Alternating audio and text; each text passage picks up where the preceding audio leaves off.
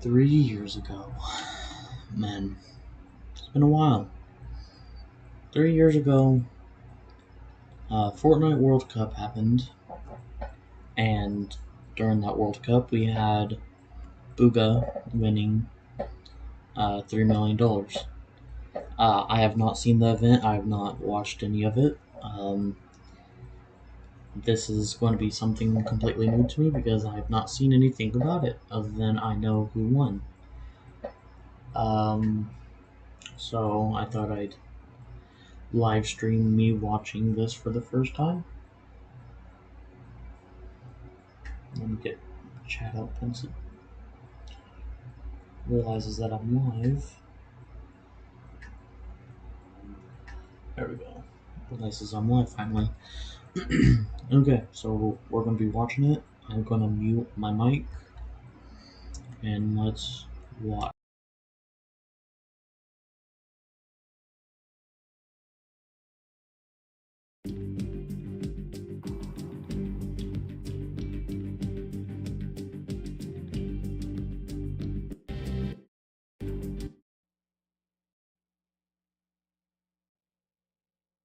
Fortnite action for you, starting with the Creative World Cup Final. What you'll be seeing will be 4 sets of 3 matches in 2 never-before-seen maps. Every match is for $55,000 for the winning team. Hey, Scissors is chilling. Yeah, Pumpernickel up, man. Pumpernickel up. Look at him, he's looking around. He's telling him to let him know. And suddenly Llama Record takes the lead. Nope, Fishman no longer have a free point. One more goes over, and that's it. Llama Record Co.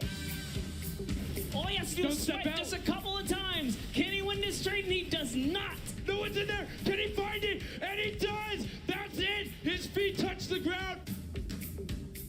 He's almost there. He is almost there. The first place can be his. Right now, he can take this lead, Sundown. But they got control at the same time. It's literally taking over a half second away from each other. The shots are going. Cuddle Crew has the lead, though. Will the shot be able to go through? Yes! Cuddle Crew can take it down. And Raven's Revenge in the closest nail biter yet. And now we are going to go over the stage. We have the results, and your set 1 winner is the Funky Fighters. But we are about to have the world premiere of Junkyard Juke. There's just a level of ridiculousness that I enjoy so much. Just seeing somebody turn themselves into a literal dumpster and then try and weave their way past. It's a lot of fun. Taldog, that was... You see there on your screen exactly who will be brought on up. If you want, Feed 3 features Tfue, a player spotlight. If you're repping the Oceanian region and you want to see the Twins play, you want to see Twins play, there you go. You've got your dedicated feed as well. An awesome thing to see for the future of competitive Fortnite. It's absolutely amazing. But Jack, everybody here wants to see the first game, and I've got good news. Ladies and gentlemen, the Fortnite World Cup Solos competition is about to begin. If you are here at Arthur Ashe Stadium, I need you to get as loud as you possibly can. 100 of the best players in the entire world are about to face off for $15 million. Jack, guess what? 100 players, the battle bus is loaded, 6, 5, 4. Ladies and gentlemen, here we go.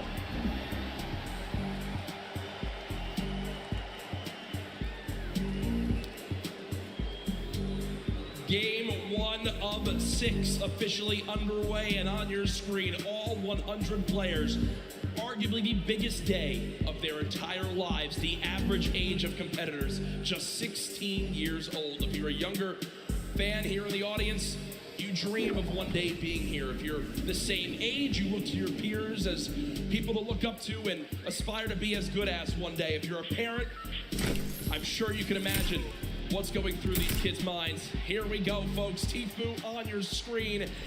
Block has been his place forever, Dr. Lupo, and he is not shying away here in game number 1. I had a chance earlier during warm-ups just talk to Tfue about this landing zone. The opinion was basically, I don't care who else lands here, I'm going to take it. I'm going to clear out every other opponent there and roll on through.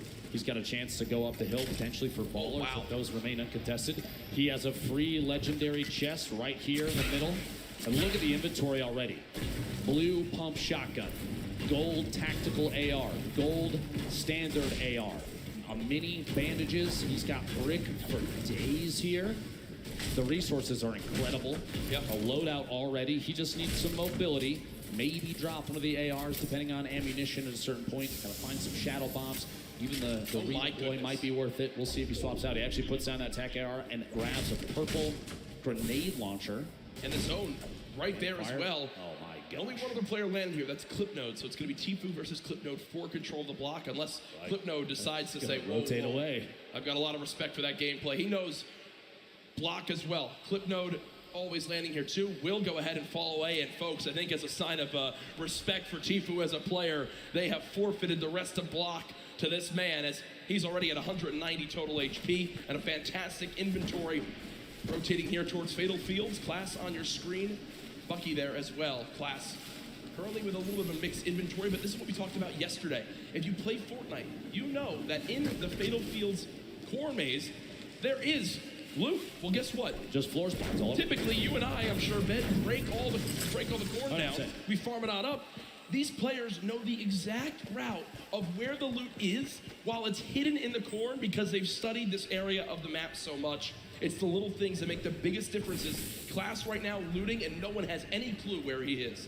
Bucky in the long barn, grabbing. There's 2 chests spawn here, plus any of the floor loot possible along the way on little side stalls. So quite a bit of wood to farm up. He's got a couple little forests. He's got the fork knife quarry there, plus the ship up top. He can take that slip all the way to the top. He's got an opportunity to travel basically uncontested early game, unless somebody maybe gets a couple shots from a distance. Meanwhile, over here at Mega Mall, Pika and Keenstar hanging out inside the shops.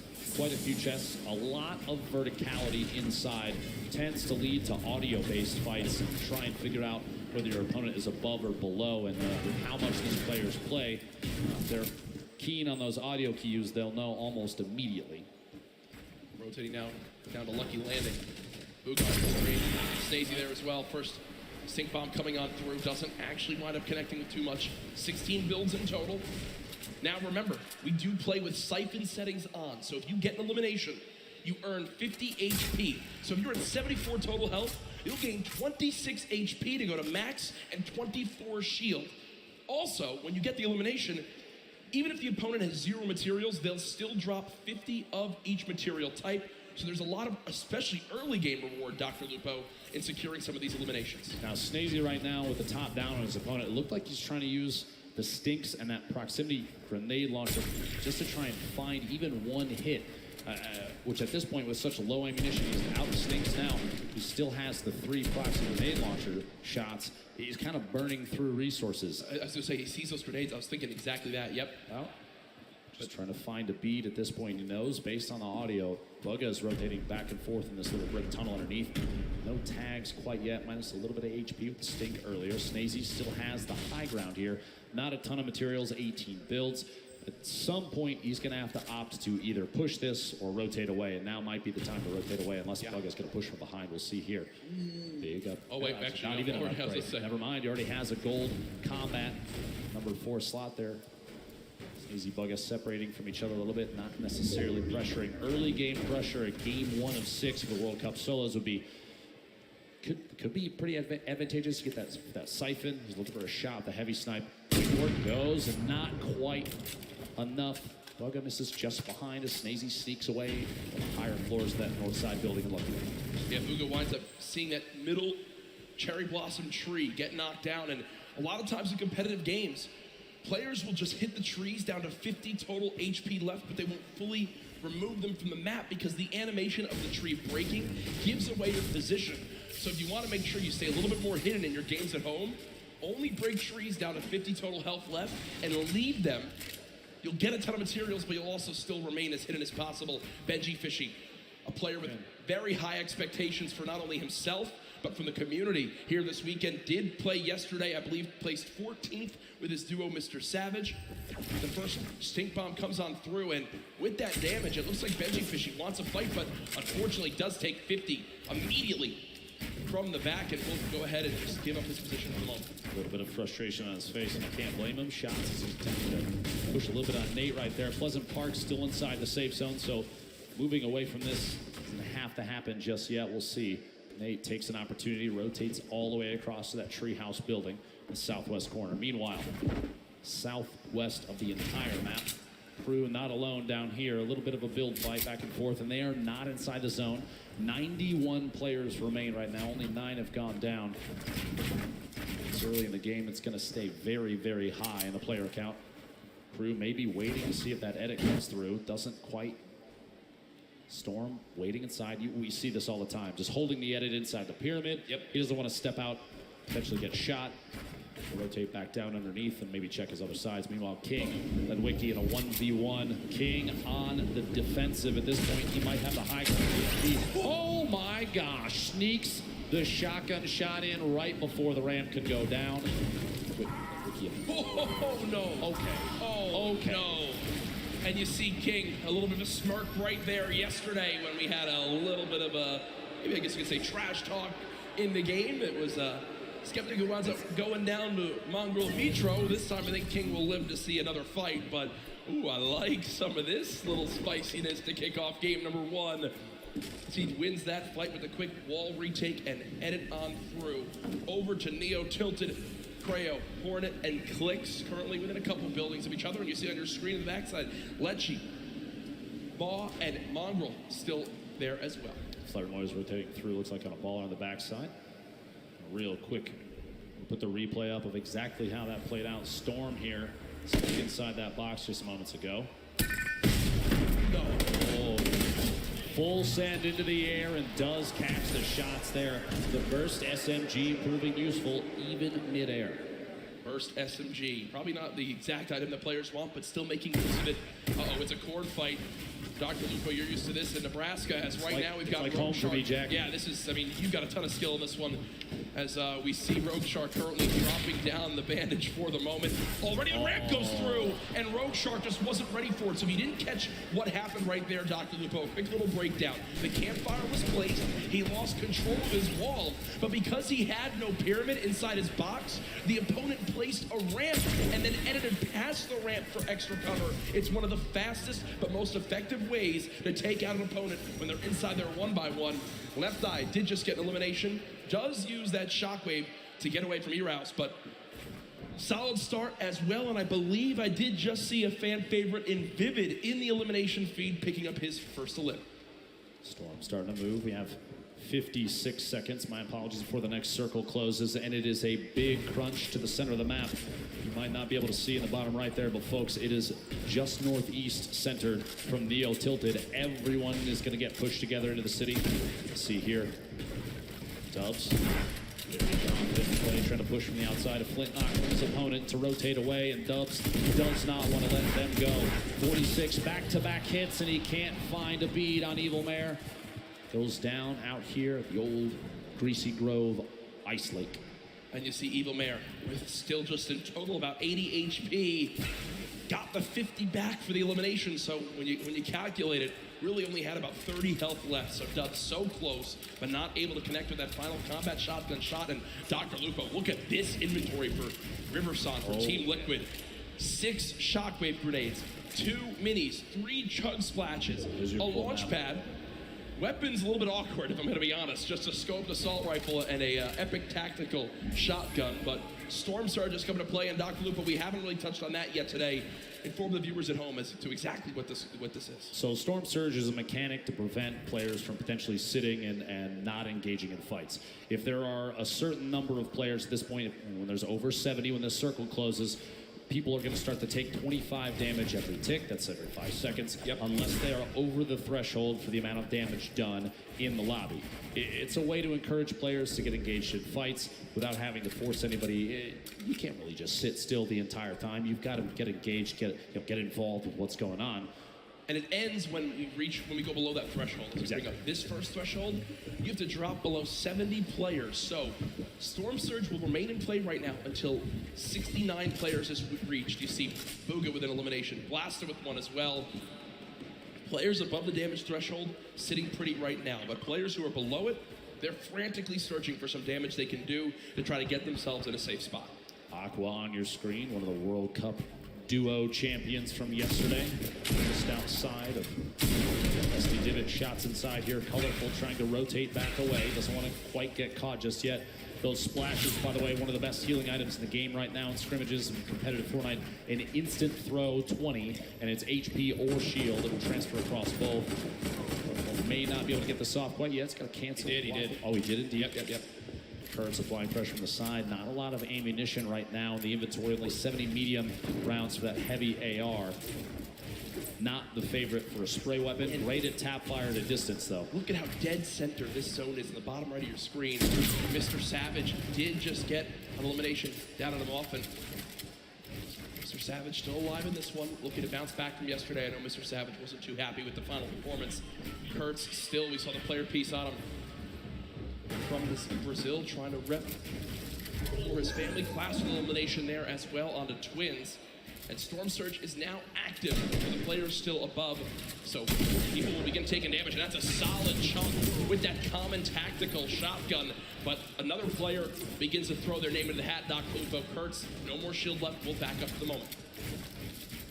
At this point, with the circle where it is, we've got 60 seconds before things start to close, and I would say maybe a third of the field is still outside of the next safe zone. You're going to see a lot of players pushing to Loot Lake. You have to realize, if you're watching at home, if you're here at Arthur Ashe Stadium, competitive Fortnite is very much about late game strategy and positioning. 74 players right now remaining does not surprise us in the slightest, to be honest, especially with how much money is on the line. Harrians goes down. Start picking up that one, but not enough damage dealt. You see the Storm Surge. 2 more players did get eliminated. I think he just got up now as players began to drop. So Wakey went down to the Storm. Skype an elimination onto Astonish. We are 1 player away from the end of Storm Surge, and there it is as we just hit the threshold. So now no more panic has to come through for these players for the moment. The next one will come into play in a couple more zones as Keenstar right now, the double qualified player from France, currently set on up against Envy's Bucky as they are within a couple boxes of each other.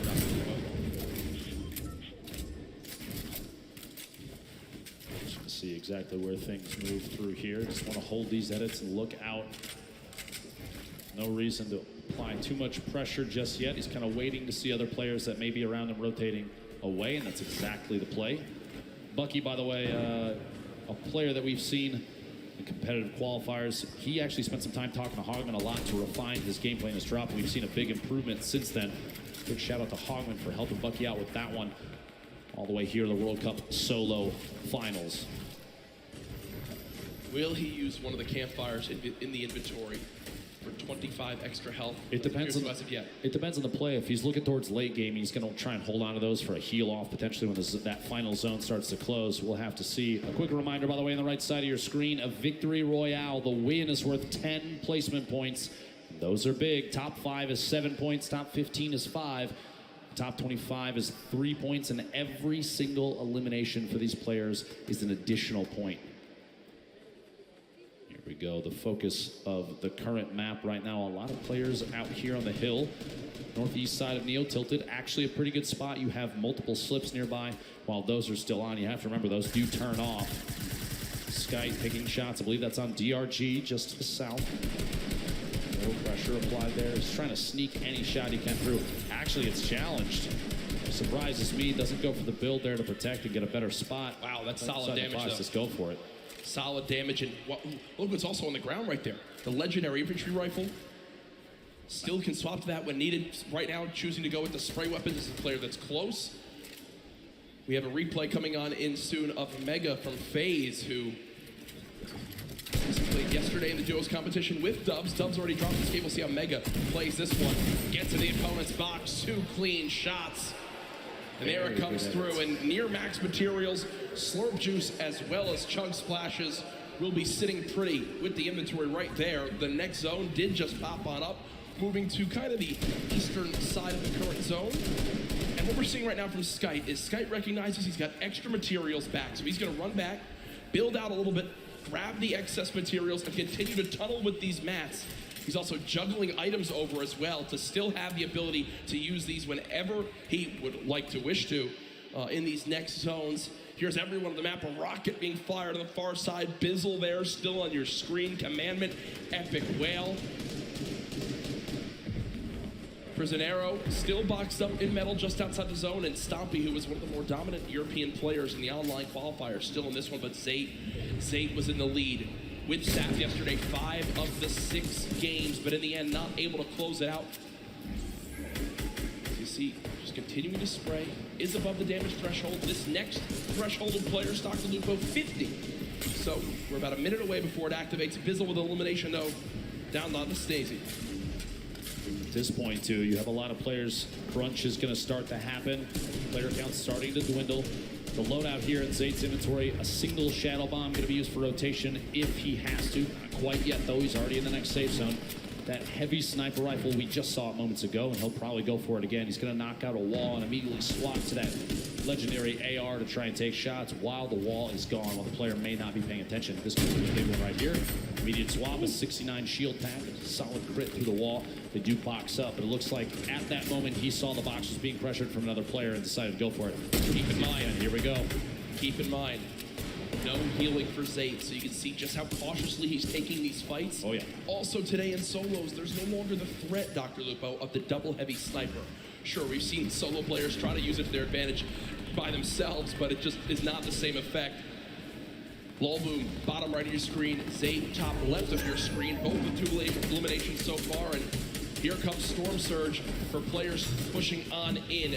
Not a threat for Lolboom as he's 409 above, but Karhu did just go down to that Storm Surge, so an unfortunate game number 1 there, and ooh, some free shockwave grenades to pick up. Dr. Lupo will be extremely useful in these rotating zones, and oh man, Lolboom is eating this stink bomb. 50 damage, Dr. Lupo. Terrible, terrible spot to be in for Lolboom. Lolboom, a solo Irishman, qualified for the World Cup here. Gonna have to push on through and try and make his way to the next safe zone. Multiple ballers on the outside. He might be able to grab that one in the water right there if he sees it when he pops out. Have to wait and see. Vivid on your screen. Evil Mare still there as well. Psalm rotating in, multiple ballers still on the field. Look at that. Look at the, yeah. Oh this is like a Fortnite World Cup apartment complex. You have countless players stacked in next to each other. Bizzle going for the edit reset, can't quite catch himself just yet. Bugha still making plays happen. A lot of people have him high up on the leaders, and here it is again. Yarkos with the elimination from earlier on, down onto Aqua, who obviously was our Fortnite World Champion yesterday in duos. Rough start in game number 1. Bizzle, one of the most consistent and winningest Fortnite pro players of all time, Dr. Lupo. When you say a veteran in Fortnite competitive, Bizzle is at the top of that list, but here's Yarkos again, now on the high ground after that first elimination down onto Aqua, looking for more right now as he's got ultimate high. This is one of the best spots in the game right now. We'll have to see where the map is going to rotate in north-northwest, so he's going to have to make a move soon. A very hefty weapon loadout. Not a whole ton of rotation. Does have the 2 launch pads, does have the redeploy, but those are going to leave you exposed up in the air. Little look back, King. Rotation here. The feed starting to light up. 38 players. Oh, yeah. And that count is going to go down, down, down. Zate eliminated by Left Eye. Colorful taking up another one out as well. King, 4 eliminations. You have to remember, placement points don't kick in until top 25, so he only has those 4. But those are 4 very, very big points. Here we go, the Storm starting to pressure players. You're going to see a lot of launch pads and redeploys coming to play, and those community movement mechanics like launch pads placed on the ground could be tough. A player actually just flew right through King's box. That could have been bad, Dr. Lupo. That could have been real bad. Maybe a trap play from either player. We'll have to see here. Benji Fishy in the feed taking another elimination. Top 35 now, Jax. We're coming 30 seconds away from the next circle. And Mr. Savage trying to contest Rux for height as they both continue to build on up. Mr. Savage goes for the shot. Rux gives it up for the moment. So game 1 right now, the height goes to Mr. Savage, but there's still a ton of time left on the low ground right now. You've got Pika week, Class week, Fledermoy's week. Tuesday week as well. Mr. Savage has shot down Rux for the moment. He still continues to keep height. Yarkos, though, looking to challenge right now. 27 players left. Placement points about to come into play. Yarkos takes the ultimate high in the backside there. Riverside from Team Liquid flying across right to left of your screen. Multiple players. Ultimate low ground warriors down there, both in and out of Ballers. Class looks like he might be going for a campfire in the middle of it. Mr. Savage. King! Rocket. King at 7 limbs! Gosh. And it's made it into placements. King absolutely the #1 performance so far in game 1. 120 in total HP. Can he find his limb? No! As the crowd erupts. Top 20 now, though, but King got the job done. There was 27 players left, Dr. Lupo. King eliminates the last 2 to make it a top 25 for the placement points. Huge plays there. Waylon Kurtz going down to the feed. What a shot and a quick edit swap there. Bugha showing why he's one of the most active Top 15. players. Top 15. Mega with an elim. Your feed in the top left. One of the most important things to watch if you're looking for players' names. Here he's gonna have to wait and bait players out. Movement now. Here it is, the Shadow Bomb for rotation. He's still got 2 more in his inventory, which this late in the game is huge. He does have 3 Shockwave grenades as well, in case height needs to be taken, or even a long-range rotation. 8 players remaining. Jack Yarkos, 4 eliminations. Everyone in here getting those placement points. Beam from above. It goes down.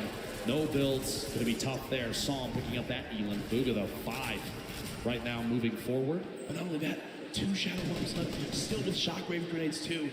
The #1 point we've seen in competitive Fortnite this weekend, when do you use the Shockwave to go for height? It's Psalm currently on height. Bugha sees that. That was him taking a look for exactly where the player is. I think it's time, Dr. Lupo. No, Shadow Bomb will be used. Okay, so not quite doing it yet. You're looking for a high ground. Yeah, with I was looking to see. He's saving those. Don't you worry. I guarantee before too long, a player like this is going to make plays. Sitting the edge of the storm, the box up. He's going for edit shots. Big hit. My gosh. The outside. Bugha picking up his 6th elimination. Creo, Rux, Bugha all on the low ground.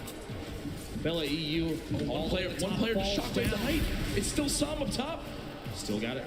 Same floor as Creole. 1v1 up top, 1v1 on the bottom, stuck in the box. Big hits, back-to-back shots. Bugha picking up another elimination. Bugha is insane. 3 now. Almost going to be his game to win. We'll see here another one. Can he find the 9th elimination and the first victory royale, the World Cup solos? Dr. Lupo, it might be time soon. It might be time soon. Bugha smiling. He's got the health advantage on Creo. He does. Folks, it might be time for the Shockwave play. Bugha can soar up into the sky. Go for it. Here it is. Shockwave died. Shots coming in. No elimination yet for the first game victory royale. Oh my gosh. Confident play from Bugha. What a monster. The first victory royale. The crowd on their feet. Bugha, calm, cool, and collected, wipes out 5 of the last top 6 players for the victory royale. What a swing of points right there, Dr. Lupo. You get the win. You get max placement points. 9 elims too. Folks, that is a statement game #1 for Bugha. And here it is again. The Shockwave up. Creo tried to prepare. You see the damage coming on through, but at that point, with that much of a health advantage, Creo stands no shot. What a brilliant ending. Talk about a great late game. Solos absolutely living up to the hype of the duo competition yesterday. Imagine being in the World Cup finals, and instead of opting for a safe, stay down the bottom and wait and bait your shots, you throw a Shockwave down and you ascend to the high ground, take over, and get the victory royale. Much deserved game 1 victory right there. The #1 thing I noticed from Bugha, in the Shadow Bombs, so many people worry so much about popping out of the shadow and immediately boxing and protecting themselves. Instead, Bugha winds up pushing forward, looking for where his next victim could be, and then pops out of the shadow and eliminates the player. It happened 3 times right there, and it was big reasons why he was able to push on through. Bugha, an incredible performance. What is that, 19 points in game 19 #1? points, game number I 1. don't see how anyone's above that.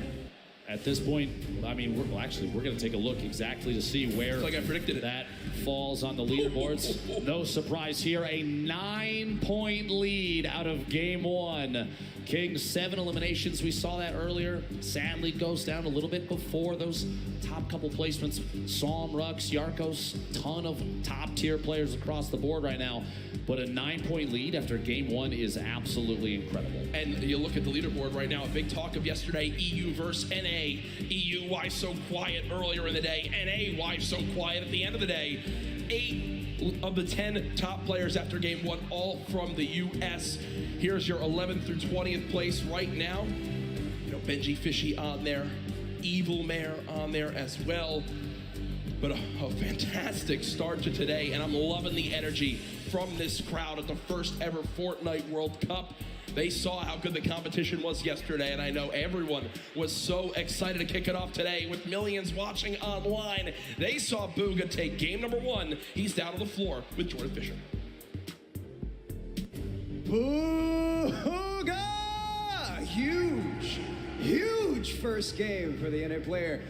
That's what you want to see. You want a health advantage at the end. 9 elims to cap off an incredible first game. What is your thought process going into the final moments of in-game, right? A 1v1 there at the end. You've got health advantage. What are you thinking? Well, I'm pretty much low ground. I have like 200 mads, and I realized that I could probably make a play with the impulse, just go for right and just like get a big pump on him. Amazing. Well, we saw that happen in real time. An amazing clutch for an end of a first game for Bugha. Yo, Jack, Lupo, that is exactly what you want to see, is it not? I mean, I don't think you can really ask for much more than that. A victory royale and 9 elims. The man is so talented, has always been one of the top solo players in the North American region, and he shows it right there in game one, and already a 9-point lead. Solid stuff. What an incredible game out of the gate already. Number 1 down. We have 5 left to go. We want to take a look and see exactly how some of those pieces played out, how everything worked, and maybe a little bit of a deep dive into how some of these players play. So we're going to throw it over to... I shoot first. I am the king. Was able to go, but unfortunately gets caught. And I... Actually, my antler, it is... The players are ready. Ladies and gentlemen in the venue, are you ready? Game 2 of the solos competition here at the Fortnite World Cup Finals starts right now. After last game, I have a feeling you're going to see maybe potentially more contested drops and players vying for those points, seeing exactly what can be done now. Bugha bringing home 9 eliminations in that first game. I think the next 2 closest were 7-4, then everybody was below that. Yarkos, I think, having 4, King with 7. Going into game 2, Jack. Yep. Knowing that we still have 5 remaining. Knowing that based on the leaderboards from yesterday, that 17 points at one point separated first and last. And by the way, a quick note, we can see the mini-map, but I think Tfue, yeah, there it is. There it is. I'm pretty sure Tfue has the block all by himself. Again, Clipnote didn't want to challenge it this time. No one nearby at all. And also on that map, look at the 2 llamas. Right outside a racetrack. It looks like one player's about to go claim him. Also, Bizzle, who basically lands in Dusty Divot uncontested, I believe already got a llama in this one. So some great movement will be up there for them. Here again, the stats for last match. First place, the Victory Royale, 19 total points because of those 9 elims. Sitting pretty. 5 games away from $3 million. I have to say, I feel like after one game, seeing an average placement stat of first, that's something I would screenshot just to hold on to. Yeah, best player in the world. I averaged first through all the games that have been played. Here is Aqua versus Twins Aqua, as we can't stress it enough, our Fortnite World Champion from yesterday in duos, only with a common SMG is Twins and Pumps being missed left and right from Aqua. And I'm going to tell you right now, Aqua's going to be upset with himself on that one, Dr. Lupo. That was a sloppy fight from both sides. I'm going to say it right now. Those early game fights can be very, very awkward, but we also have the first elimination, what we saw earlier. Gosh. And it was Bizzle with the common pistol and then says, here's your reward. A llama that was looking at a nice view from the top of Dusty Divot. Kovacs out of his mind. By the way, a quick note here. Twins had 46 elims in his qualifying matches. That is so many eliminations to get to this point. Yeah. Over 10 games, Insane. that's huge. And most players didn't even get to play the full 10, so you got to think Twins did pop off in his region when it was going on right through. there. Yep. 2 shadow bombs. Already has a flint knock sitting on minis and a pump. Solid early game loadout. Going to need to pick up maybe one more movement ability, depending on whether or not he wants to keep the flint knock in his inventory. We'll have to see. Still hopefully looking for a slurp at some point. MQ and Mr. Savage not far from each other. Takamura, Clarity G also in Happy Hamlet, my least favorite drop. I'm going to be honest with you, but a lot of these players know exactly where the chests are and know exactly how to get there as fast as they can. And there are so many materials down here. This also is one of the highest chest spawn counts in the entire game. This POI is insane. Yeah, I believe 29 possible chests or something along those lines. But as MQ says, you know what? Let me roll away for right now. Give that to Mr. Savage. Over to Snobby Shores. It's Hornet. Putting the spray down with that heavy assault rifle. Only 19 AR shots left, Dr. Lupo, so we'll have to use them wisely here. 8 players have dropped so far in the zone. We're in a southwestern side zone on this one, so already some good variation between the zones in Game 1 and Game 2. Hornet will continue to move slowly but surely over to Nyx. So again, looking at the map, looks like a lot of players still outside the zone as you'd expect, but they'll begin to rotate on through as the first storm will close. Boy, plenty of time to make decisions. Force engagement there. The tree disappears, and that drum shotgun spewing shells out. Going to push inside the box. Can't quite get the wall if the trap was placed. No luck there. Doesn't have one in the inventory. Nyx still trying to apply as much pressure as possible without having to chew through too many rounds. Reload here. The drum shotgun. So much damage dealt with this thing so far. Wouldn't be surprised if he goes in for it here in just a second, and he does. Watching that corner, Hornet still on the defensive. Long-range spray from a drum shotgun isn't enough, but up close, the thing is very, very deadly. Nyx picking up first elimination for him in this game. Also with the emote after the eliminations. That's 2 so far. This is spicy. Jack, you love I love this. You'll love it. I get like 1 elim for every 3 games. So every time I have the option to vote on that opponent, it's fantastic. A very important note there. Nyx had the most eliminations in the online opens at 61 during his qualifying week. That's crazy too. And Nyx from Brazil. We often saw very aggressive gameplay from those players during their qualifying matches. All they would do was kind of just stomp through their lobbies. We always talked about how insane it was. Here's the inventory for Tfue right now. 4 minis, 3 big shields, good lord, 4 shadow bombs, good lord, a launch pad, a legendary infantry rifle, a blue pump shotgun. Tfue set up for the rest of this game, nearing max materials as well. This is what happens when you give this man block all by himself. Nobody wants to challenge here, but it's one of the best loot spots in the game. Gobab's over on the right side of your screen, going to try and take that southeast corner building, see if there's anything left inside, but there's so much loot here at the block, so many materials, so many opportunities to get an advantageous position too, because you're right up the hill, like I said before, this baller spawns up there. Those are going to get grabbed pretty quick, but if they don't, if you're lucky enough, you have free rotation as well. It's also not terribly far from a slipstream to the south, just past the umbrella quarry down there. Meanwhile, Mr. Savage stuck in a 1v1 down here at Happy Hamlet. There's actually 3 players total. My apologies. You see on the mini-map in the bottom right there. They can't see those arrows, but we definitely can. And Crew and Takamura still down inside in the building. And audio cues trying to listen for each other. Takamura, you see, not really moving. Crew trying to do some wall replacing to build up a little bit of a material buffer in case fighting does happen here. I think Mr. Savage is going to rotate out. Here is Tfue with a player just in front. Looks like a fight he's potentially looking to take. Not sure exactly what the health is of the opponent just ahead, but you got to think, okay, so there is a health advantage. Maybe Tfue did a bit of damage as Kluja will begin to heal on up. So it does look like Tfue damaged the player, thought about challenging, but for right now, we'll just box for a moment. They are very, very soon going to have to move towards the zone. If you're watching online and you get an opportunity here to clip some shots from Tfue, it's going to be very accurate. We've seen it before, and we'll see him again with that infantry rifle. One of the best in the game. That was kind of greedy from Tfue. He has a ton of materials. I think he didn't expect this opponent to challenge and go for a shot, but because he tries to save a couple walls of wood, has to pop one of those big shields, and Kluja says, you know what? I'm out of here, and the zone's already there, so Tfue has a long trek ahead of him. Might have to decide if he's going to use a launch pad here. Probably not, as he does have the slipstreams down below, but still will take some damage from this storm. if there is a rift spawn up at the burger, he can take the zip across, jump off midway through, and go down and grab it. We'll see. Bugha eliminated to start off this game in 90th place. So our game 1 winner out early on, which means that 9-point lead will surely be cut down as this one goes on. Quick thing I want to remind everyone of, yesterday we were nearing the #1 trend in the world on Twitter. I'm going to challenge all of you right now. Use the hashtag Fortnite World Cup across everywhere. Send in how you're watching today. Let me know who you think's going to win. Hashtag Fortnite World Cup everywhere from the millions of you all tuning on in. Can't stress that enough. Let everyone know that the largest event, one of the largest events of all time, concludes today with a $30 million prize pot in total throughout the weekend. Keemstar holding an edit here. Stuck in a little stalemate. He's going to hold that side, look for the shot. Can't quite find it. Player backs out of that. Not fast enough to get Mr. it. Savage goes down to Mega. Big names eliminated early in this game 2 with World Cup solos.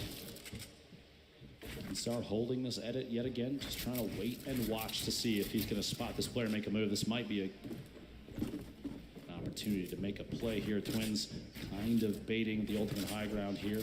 Quick little resets, can go for a wall replace. Does get it. Pressure applied, going to jump up. He built the ramp preemptively to defend against any shots.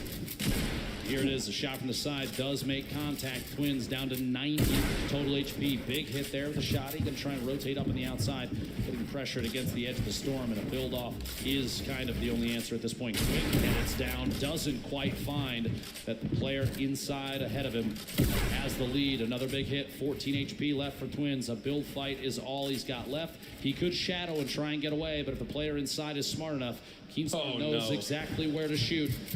Twins is going to go down. We'll see here. One pump is all it takes, though, with this thing. 150 HP.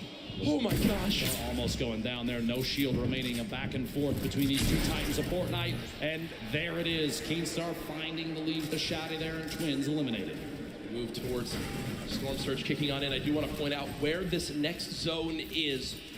Spoke to production. We'll bring that back in for you all to see just how insane zone number 2 will be for everyone on this map. Actually, it's ridiculous. Yeah, because they have a long, long run ahead. Look at that.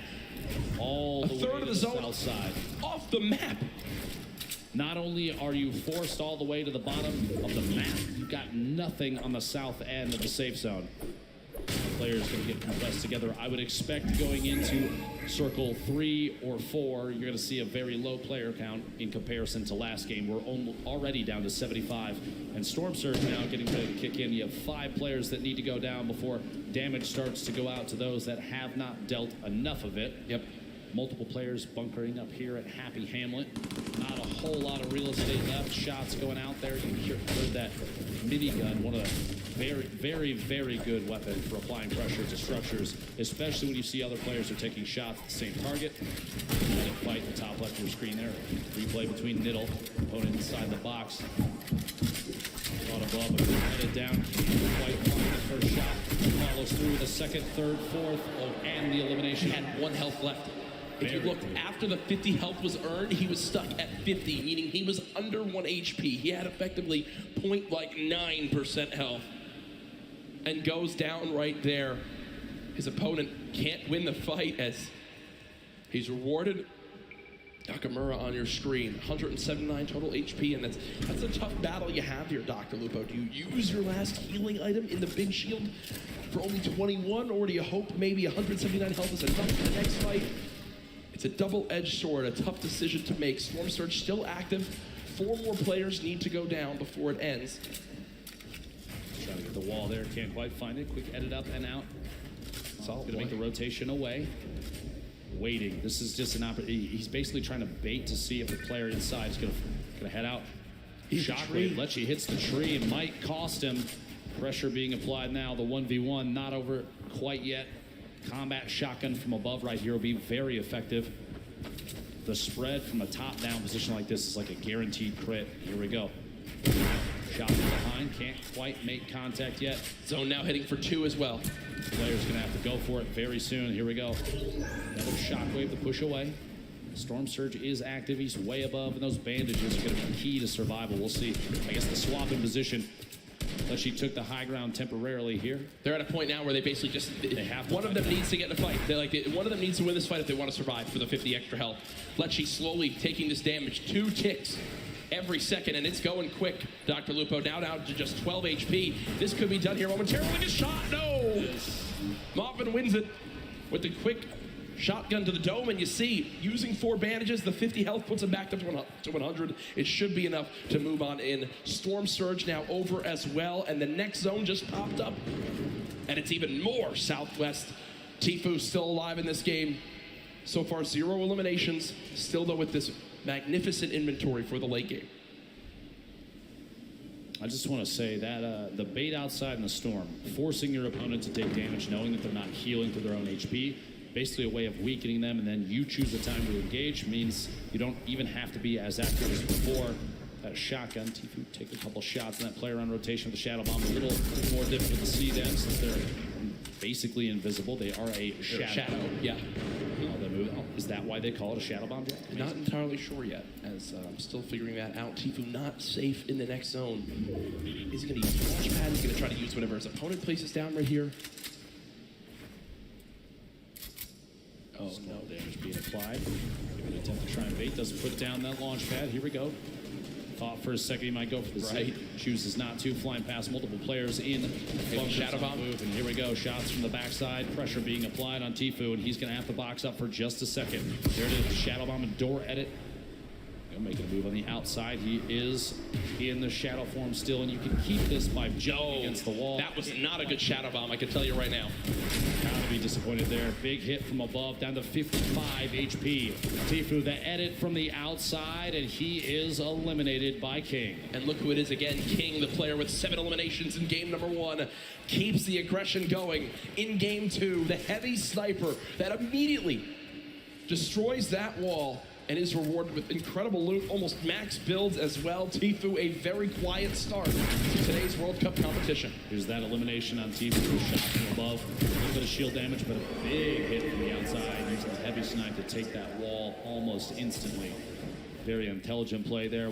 Again, more aggressive players we've seen thus far. Yep, and it's working out up to this point. Oh my gosh, this is back down at Happy Hamlet, right on the edge. So many players on the east side of the safe zone, and this is a far southwest. Remember, about a third of it is in the water right now. Nobody's on the island, the outside. We're going to see where this goes next.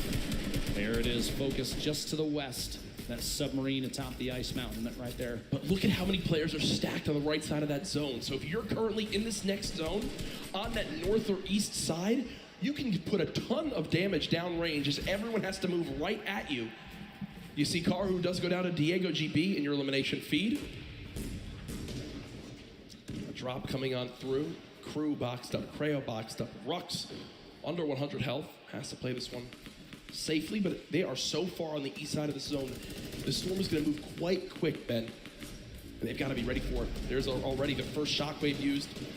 Rux trying to shoot them from behind. Not able to get an elimination there. Class so far away. Will use the launch pad and just begin to move towards this circle. You have to think at this point with both placement and eliminations before too long here. King maybe taking an opportunity to push into the first place position on the leaderboards, especially with Bugha going down so early in this game, 90th place. I love this outfit from Rux right now.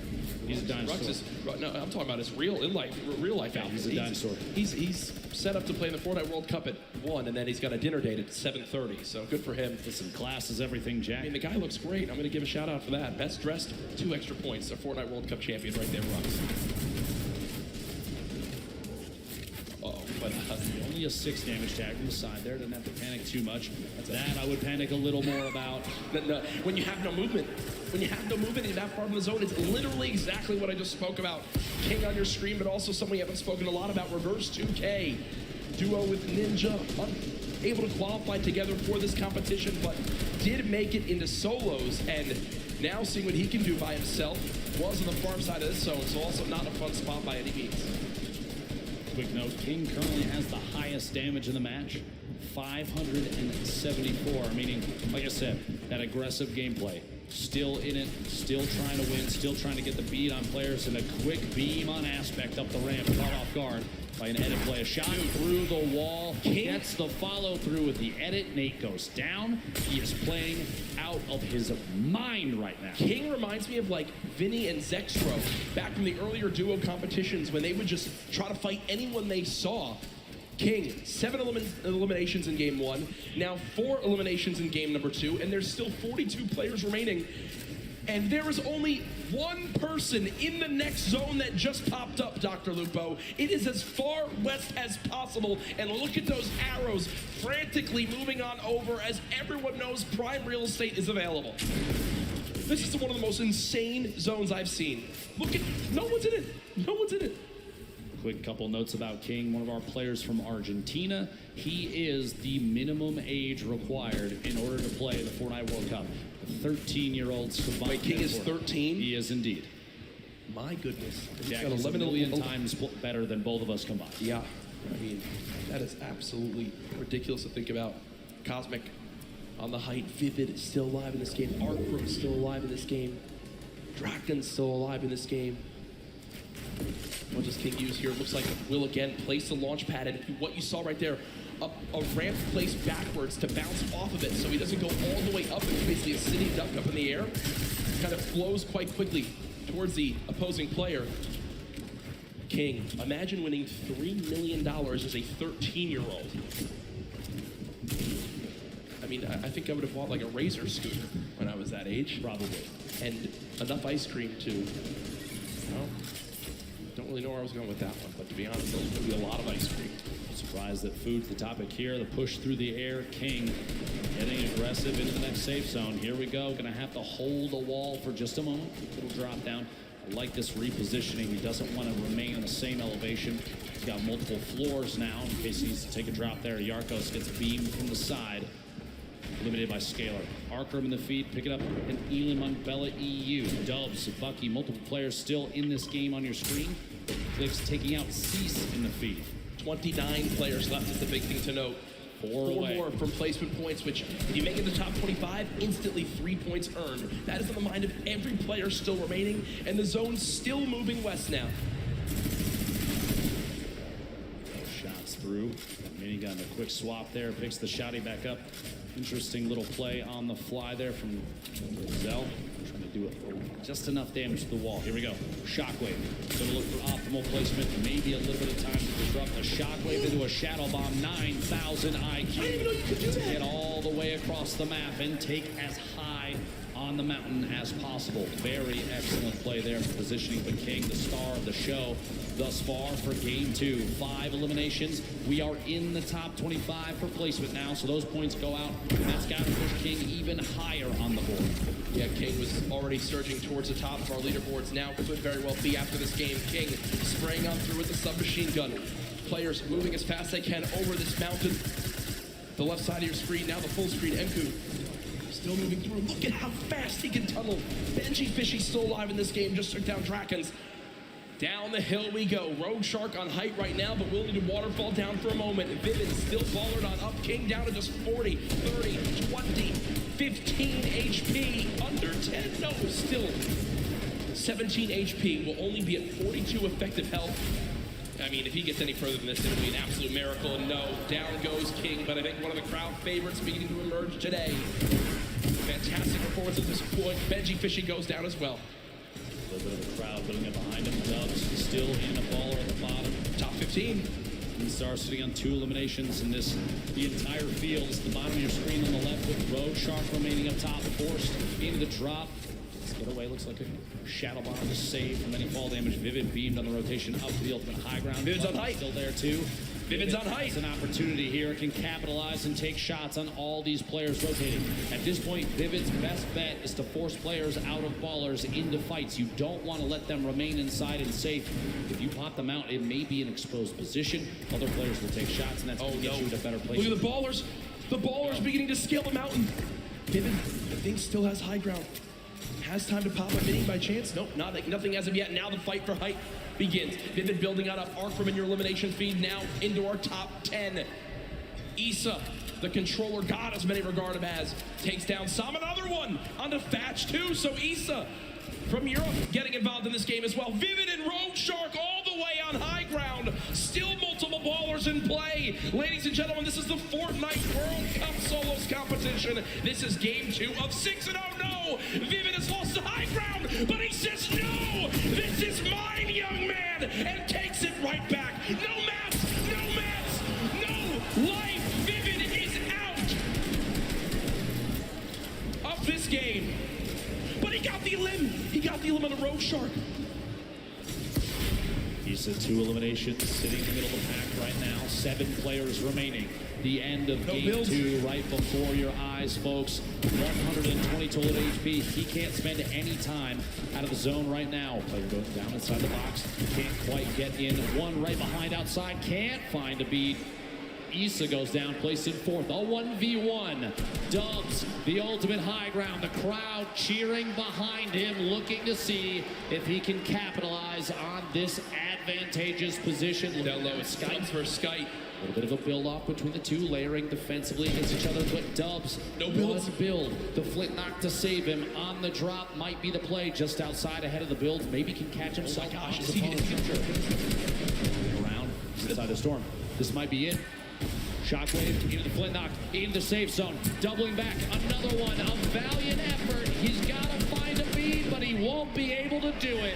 Ladies and gentlemen, game 2 goes to Skype. Skype had 27 health left, 8 HP. If he took one hit from the storm, he was dead, but he clutches on up. We heard in the interview earlier, he said, I'm gonna play my game, win, do what I do best, and Skype does it there. Dubs, what a valiant effort. Look at that. Look at Skype's HP. Literally one storm tick would have been enough, but Dubs had no mats left and unfortunately didn't wind up making it up that mountain. Skype just wins, and there you see the celebration. Game 2 goes to EU as Skype comes out on top.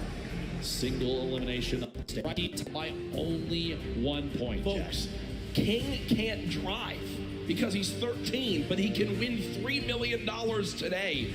When you talk about lives being changed, it's what his game. Top 20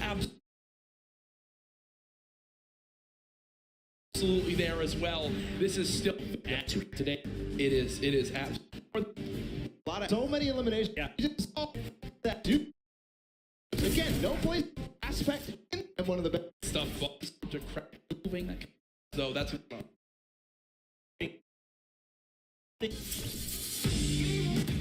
of the Creative World Cup. First of all, congratulations. Now, Scissors, how does it feel now to solidify that title? It's kind of awesome considering I love creative mode. It's thriving, it's awesome, I love it. Now, Tyler, did you ever believe that you guys would secure the position here today? Yeah, I always knew we had it in the bag. You know, we're the week 1 qualifiers. We're the most stacked team. There was no competition. Just when the last map was a death run, I knew we had that in the bag. We got some good players here. I knew Zan would clutch up, and he did just that. You can tell he lifted the finger. He said, we need 1 coin. Just grab this coin right down here. If he can do this without being eliminated. Here it is. The win. Oh, he missed it, but gets it with the trap trigger. You realize that one jump won this group here an extra $1 million. It's unreal. Like, if you want to practice with death runs, you need to like do it slow. Don't go in blindly. Like, try and like change everything you do every time you fail. Suzu, can you see yourself doing even more with creative? I mean, the success of today. Will you continue to go and play creative maps? I think I would definitely stay consistent with creative because I feel like there's a lot of potential in creative still. And yeah, definitely this is my thing. But I want to go down the line and see what each of you guys plan on doing with that prize. I would probably end up like saving most of the money, maybe like some investments. He's 18 and he just won $336,000. What are you going to do with the prize? Rent? Yeah, I think rent. I'm gonna be responsible. I'm gonna save my money. I am going to be responsible and probably just invest most of it and try and get even more money back. All right, guys, congratulations again. Absolutely outstanding job. Thank you guys so much for tuning in, and I cannot wait to see what the future of Creative Fortnite looks like.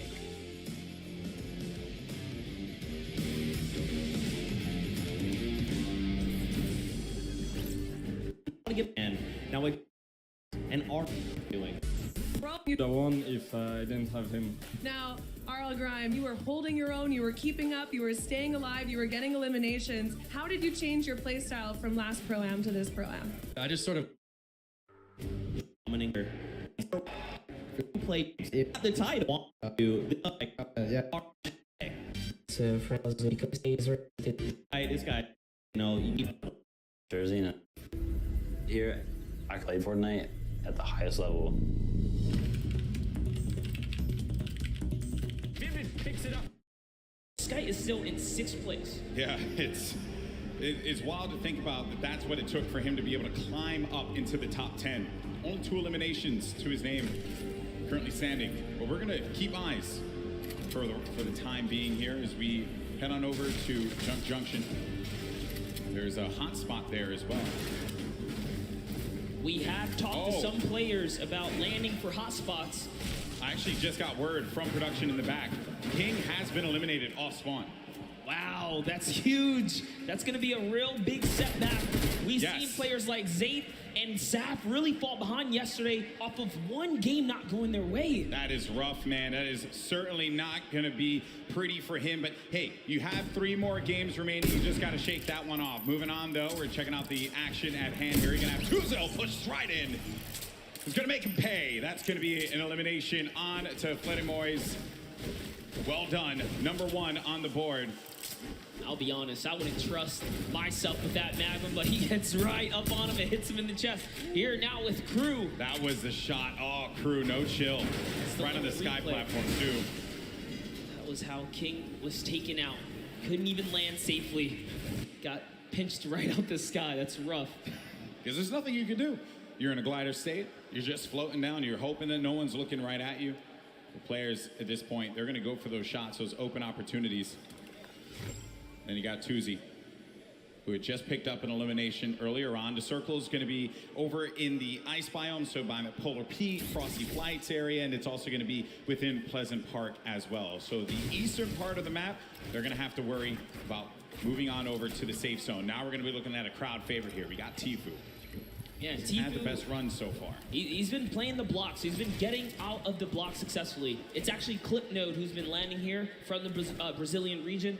Again, known for landing on a weapon and pushing straight into whoever's at the block. But Tfue has successfully defended himself. Even in the warm-up games, T was winning all of the early game engagements. And, shout out to Clip. He actually changed his strategy. Clip went for a shot there. Yeah, but Clipnode stopped pushing, though. He's not using the same strat. He's actually adopted so far. But let's see what Tfue can do in these moments. He's chucking some perfect grenades across. Yeah, in game 1, Clipnode ended up getting everything that he needed and then disengaged out of the block, whereas Tfue took a little bit more time to loot up, get as much as he possibly can. Clipnode from the Brazilian region here, who it's a possibility that he can take him out, but it's going to be very challenging. And maybe it was just the difference in loadout. Maybe before he didn't have exactly what he needed. Now we can kind of peek into his loadout here. This is a very strong loadout. He's got everything he needs to stick around and take this battle. And that's why you see him playing with such confidence now. And this could just be his game. And it was also admirable of him as well. Qualified week 9, last chance to do so. An Argentinian player as well. Then you got Takamura now. Sees a player right in front of him. Happy Hamlet is where this fight's going to be taking place. As Clarity G, he made it to the end game in game 2.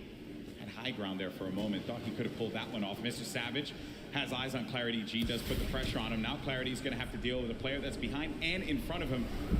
So just shadow bombs on out of there. He's going to have another one to use as well in case he needs to pop it, but it doesn't seem like anyone's going to be paying any attention to him for right now. There's over 6 players landing at Happy Hamlet, but we're jumping right into this battle right here. Unknown Army, who has had the time to prove to the world that he is here to bring the heat. Early on in our competitive days, Unknown Army was known. Take over, Golden. This is it, man. Unknown Army, one of our first controller players. Actually, he was our first controller player to qualify for the Fortnite World Cup. Perhaps this is going to be the opportunity that he was looking for, Monster. Put himself on this stage, get a big opportunity. Things have slowed down here for a moment. He's looking to overtake that roof. If he can get possession of that, edit on out. And that's Commandment. Commandment's going to be sitting at the top 5 if I'm correct currently. A good fight here between 2 quality players. It's not a battle he wants to lose. It's a lot to prove here. Unknown Army, one of the few controller players in it. We saw Wolfies have a big day yesterday. That wall's his. He's got the aggro. The last one is not, though. He's charging right in, and Commandment's going to have to get out of there. He didn't want to deal with that player. He knew the Unknown Army just had that beat on him. Wisely enough, and look at the health there. That's why Commandment does not want to go for that fight. He's going to be in dire straits right now, as Unknown Army does have the life lead. He's just taking all of these platforms, too. He's gaining control slowly but surely. Nice little peek right there. He goes for the staircase first. So clean. Doing this all with a controller. You know, we have millions of players that play on controller at home, and he goes in, does apply white damage. One more, that's gonna do it. Commandment was in 3rd place, and Unknown Army now made him put in the place that he wanted him to. Dominant. And a little taunt to throw some salt on the wound right there. Now hopping to the other side of the map, we have Blaster. He's looking for a vehicle. He does have a baller. And his main priority right now is metal and more loot. Let's take a look here. We got Martine. He's got eyes on a target. Also using his Skystalker skin. One of my personal favorites. Charges forward with that drum gun. Close range, but no! It was Low Boom who gives him the hands there. Fun fact, Christian, our boy from Fortnite BR Live, told me look out for Low Boom. Someone to definitely take eyes on. They did eliminate one another, though. So, Boom, not in this one. Maybe you can find some better luck in games 4, 5, and 6. Yeah, that is the risk you take when you jump into someone's box here in the Fortnite world. Leshy, another controller player, bringing it back to the good old nostalgic Tilted Towers for that close-range PvP. He's going to get shot a few times right there, but still keeping his cool. He has plenty of extra shields and mobility. Shockwaves are going to be great for maneuvering around this congested area. That's what it is. 4 players in Neo Tilted right now. You have to be careful. This is a controller battle, actually. We'll see who can best one another here. As Leshy's probably looking to take this wall. All right, he's gonna break into the building now, get that high ground over his opponent. Astonis is just waiting, not making a sound here, seeing if he can bait Leshy into a trap play. Let's see. He's gonna fall for it. Will he make a mistake? And that's really what it is, right, Golden? Yeah, it is. When players are on that stage here in the audience, the crowd, everyone cheering, there's obviously going to be that added pressure. We talked with a few of the players before the game started today. The number one thing that I think everyone brought up to me was just the volume, right? The sheer presence of where we are. Some of them even went as far as to say, yeah, I don't think I'm going to look up at all. I think I'm just going to focus on the screen. That's what I know. No reason for me to try and go above and beyond anything else, right? Sometimes the moment can take you away. You can see both points of POVs right here, both points of views. Yeah. They're looking to take any walls that they can just to gain control, have a little bit of an advantage here. Yeah, this is basically like the Fortnite equivalent of an arm wrestling match right now. Maybe for some of our parents who are joining us here for the first time, haven't watched Fortnite before, they're really just struggling to try and get positioning over the other player. That is the struggle that they're wrestling with here. See, use wrestling again. Worked out well that time. All right, Lesh this time has decided to commit. He is now down face to face. There is nowhere Astonis can run. He goes into it. Oh, lands the 2-shot. And that's the little tactic right there. If there's a ramp in front of the wall, you have to recognize you are in big danger because there's a nifty little trick to get you in that box. Another one of my favorite players here. You got Legidian. He's going to be in a fight right now. Moves around the side, loses the high ground. Oh, man. That is rough. Legidian not having the best games at this point in time. Pizza's placed 8th on average when he qualified in the online opens. On average, across every game he loaded into. That's very high for placement. And now he's picking up elims. Unfortunately, like we said here, Legidian just not really connecting the dots today, but it's not over yet. We're only halfway through this competition here. As Lechi has to get out of there. Whew, that could have been very dangerous, but gets an elimination on Kinstar. A massive elim here for Leshi, who's sitting right now at 2 elims currently in this battle at Neo Tilted. Representing for all the controller players across the world, Leshi, very dangerous. That's going to be a huge upset right there. And you just get close range with a player like Leshy, and they'll punish you, right? When you have the controller, you have that little bit of the ability to just L-trigger. You're going to have, and I know some people are going to be like, oh, L-trigger, low, whatever. But the reality is, right, you got the full use of your arm. They have the use of your thumbs. But when you push in for there, you just don't want to box with them inside of that. It's very rough to deal with. Maybe Ruck said it best, you know, just the age difference. Leshy's 15, you know, could just be a little faster than Kid Star here. Yeah, I know. When I was 15, I was nowhere near as good as he was with a controller. So, and I competed for a very long time. That crew was just in this fight here for the moment. Does get ownership of the wall because that player does disengage above him, and he hears that movement all around. You also get an eye on the bottom right of your screen. You can see the mini map where players are going to be located. The player we're typically on is going to be that white triangle, but that blue triangle, that other player goes right in for the fight, is going to knock down the shield just a little bit there. He's going to have minis to be able to top himself back up. This is very intense here, Goldie. Yeah. Yep. Shockwave. Yeah, you don't want to go for that fight. Shockwaves are so important. Players saving them for that late game. And in some cases, they'll just use it, disengage. You don't want to take a fight. There's no reason for you to do so. A lot of players playing cautiously, as they should, with what's on the line here. But Crew, oh, he marches forward. That's number 2 for Crew. You can see the excitement there. Nice little smirking grin on his face. He throws a peace sign to the crowd when he takes that player Lucky right out. This Happy Hamlet area is so dangerous to rotate through. You have players like Mr. Savage. Now we see Left Eye and Kurtz. Left Eye was responsible, again, for a big upset in the last game, taking out the likes of some huge names towards the end game. But Kurtz here with a heavy sniper. Can he open up a base here and follow up with that infantry rifle? So he's coming up, just getting this little peek on right here. Yeah, I think Ninja yesterday had talked about the infantry rifle, how good that weapon is, and it truly, I mean, the accuracy that you get out of it is absurd. It's something that if you pick it up and you know how to use it, you'll be deadly out there in the field. But he has done a lot of times, Ninja, which is why he likes that weapon so much, and I would understand why a lot of our players will go for that as well. When you have the option to, why not? If you got that comfortability with it. Then you got Left Eye. 2 eliminations currently. Has 2 shockwave nades. And you know, you got to give some respect to Left Eye, who completely left his previous job 6 months ago to fully focus in on competitive Fortnite. And he found himself at the Fortnite World Cup stage. I don't think it gets any better than that. That is a dream story here. Yeah, in competitive gaming, you take those risks if you want it so badly. If you want it more than you have to breathe, you just go for that moment. You never know what's going to happen.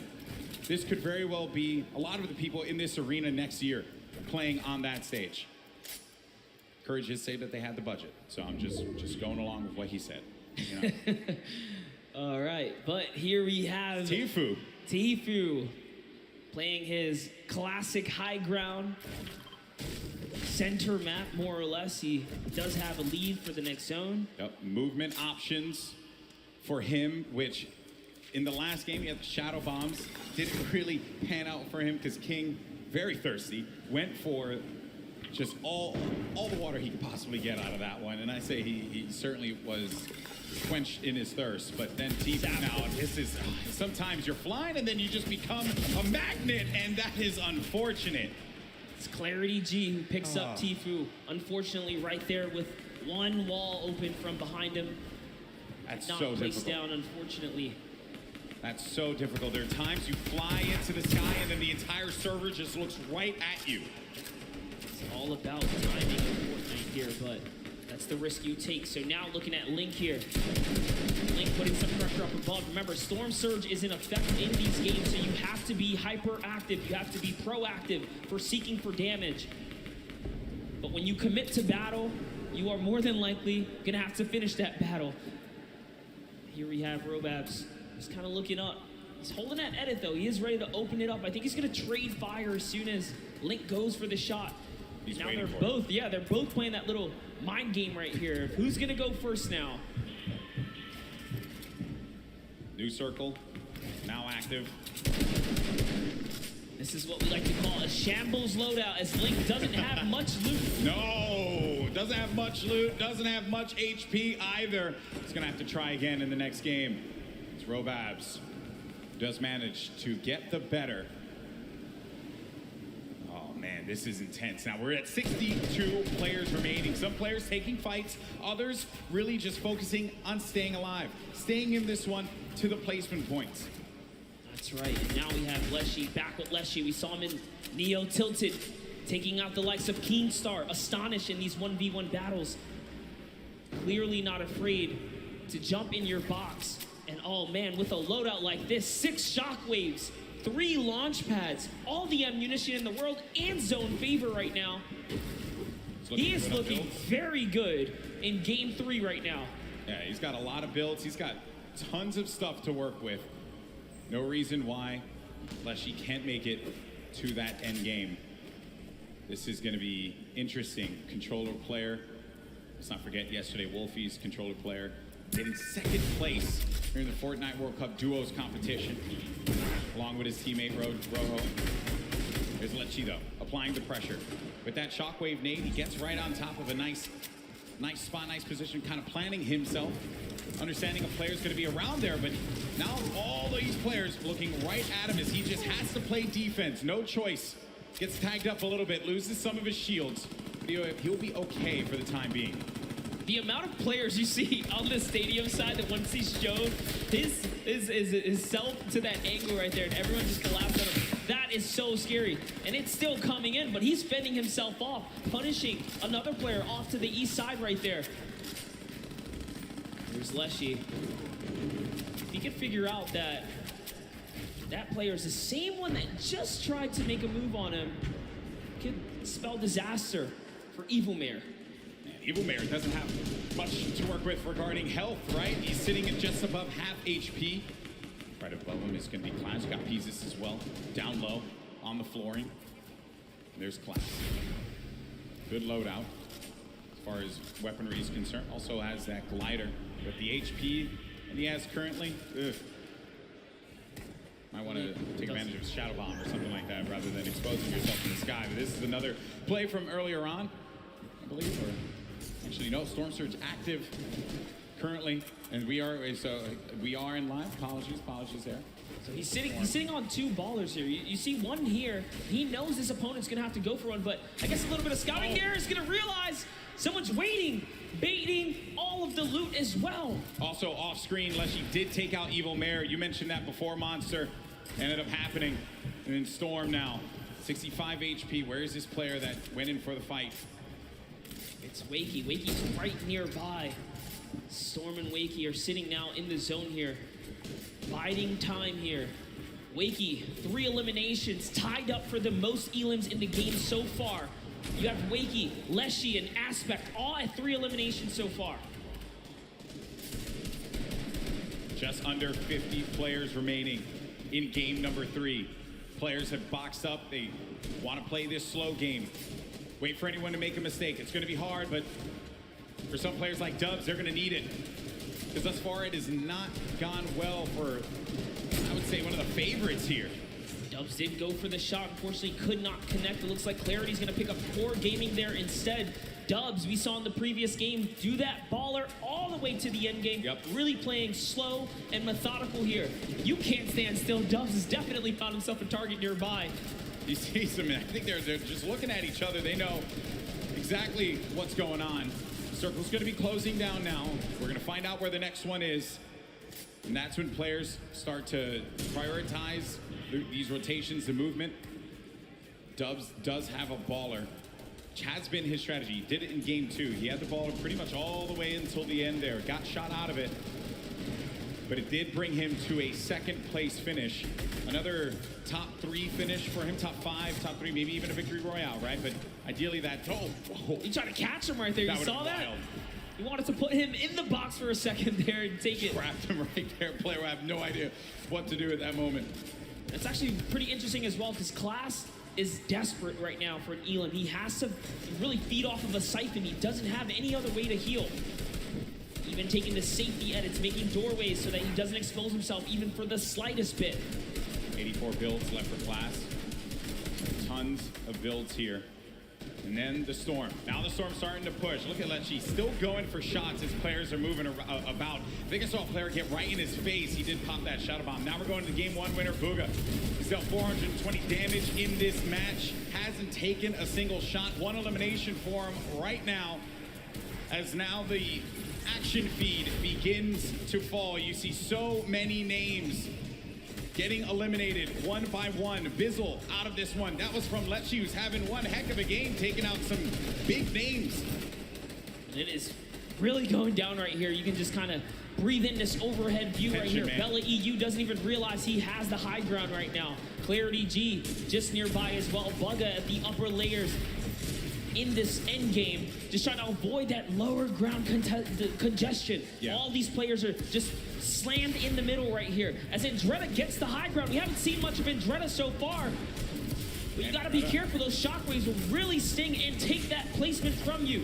Yeah, he has been laying low so far, but does manage to maintain the high ground. Lost it for a brief moment, but wisely enough went outside of the Storm to regain some of those builds. On the right side of your screen, you got Bugha and Lecce. Lecce, a great game that he's managed to put together with 5 eliminations. Bugha, your game 1 winner, maybe looking to get a second win on the board. How massive will that be for your current first place player?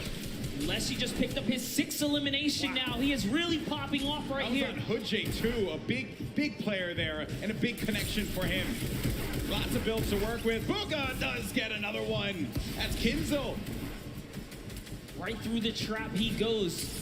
Bugha, one of the superior box fighters in the Fortnite competitive scene right now. Lecce went up for the high ground. If you see it on the left side, he went high ground. He does get possession of it, but ends up getting hit there by Andretta and finally eliminated. But what a run Lecce had in this game. Finally comes to a conclusion when he went for high ground. Now it's Bugha again with 11 players remaining. We're about to get into the top 10 here, Monster. Look at Lex. We saw he does get taken out right there. Unfortunately, it's Peter Pan who takes him out with 6 eliminations. Peter Pan, the dark horse right now. He's gonna get wiped out here too, but it's still a great game.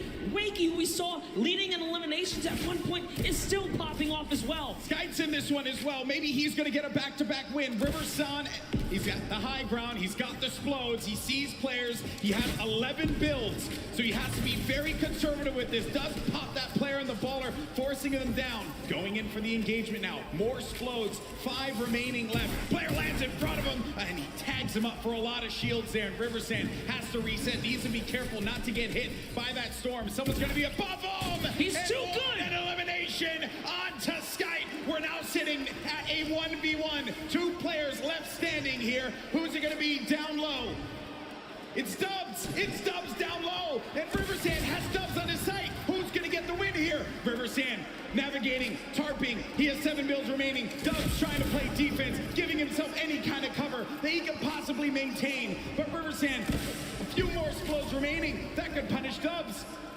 He's really trying to keep him down to the zone here, Golden Boy. Oh man, this is it. He sends another one out, and they're just telling him, you gotta run. He goes into it. He's still holding position. Dubs has the high ground, but he dies in front of him, and Dubs gets a victory royale on the world stage. Absolutely incredible for Dubs to connect. Finally hits all of his shots, and nearly a back-to-back performance right there.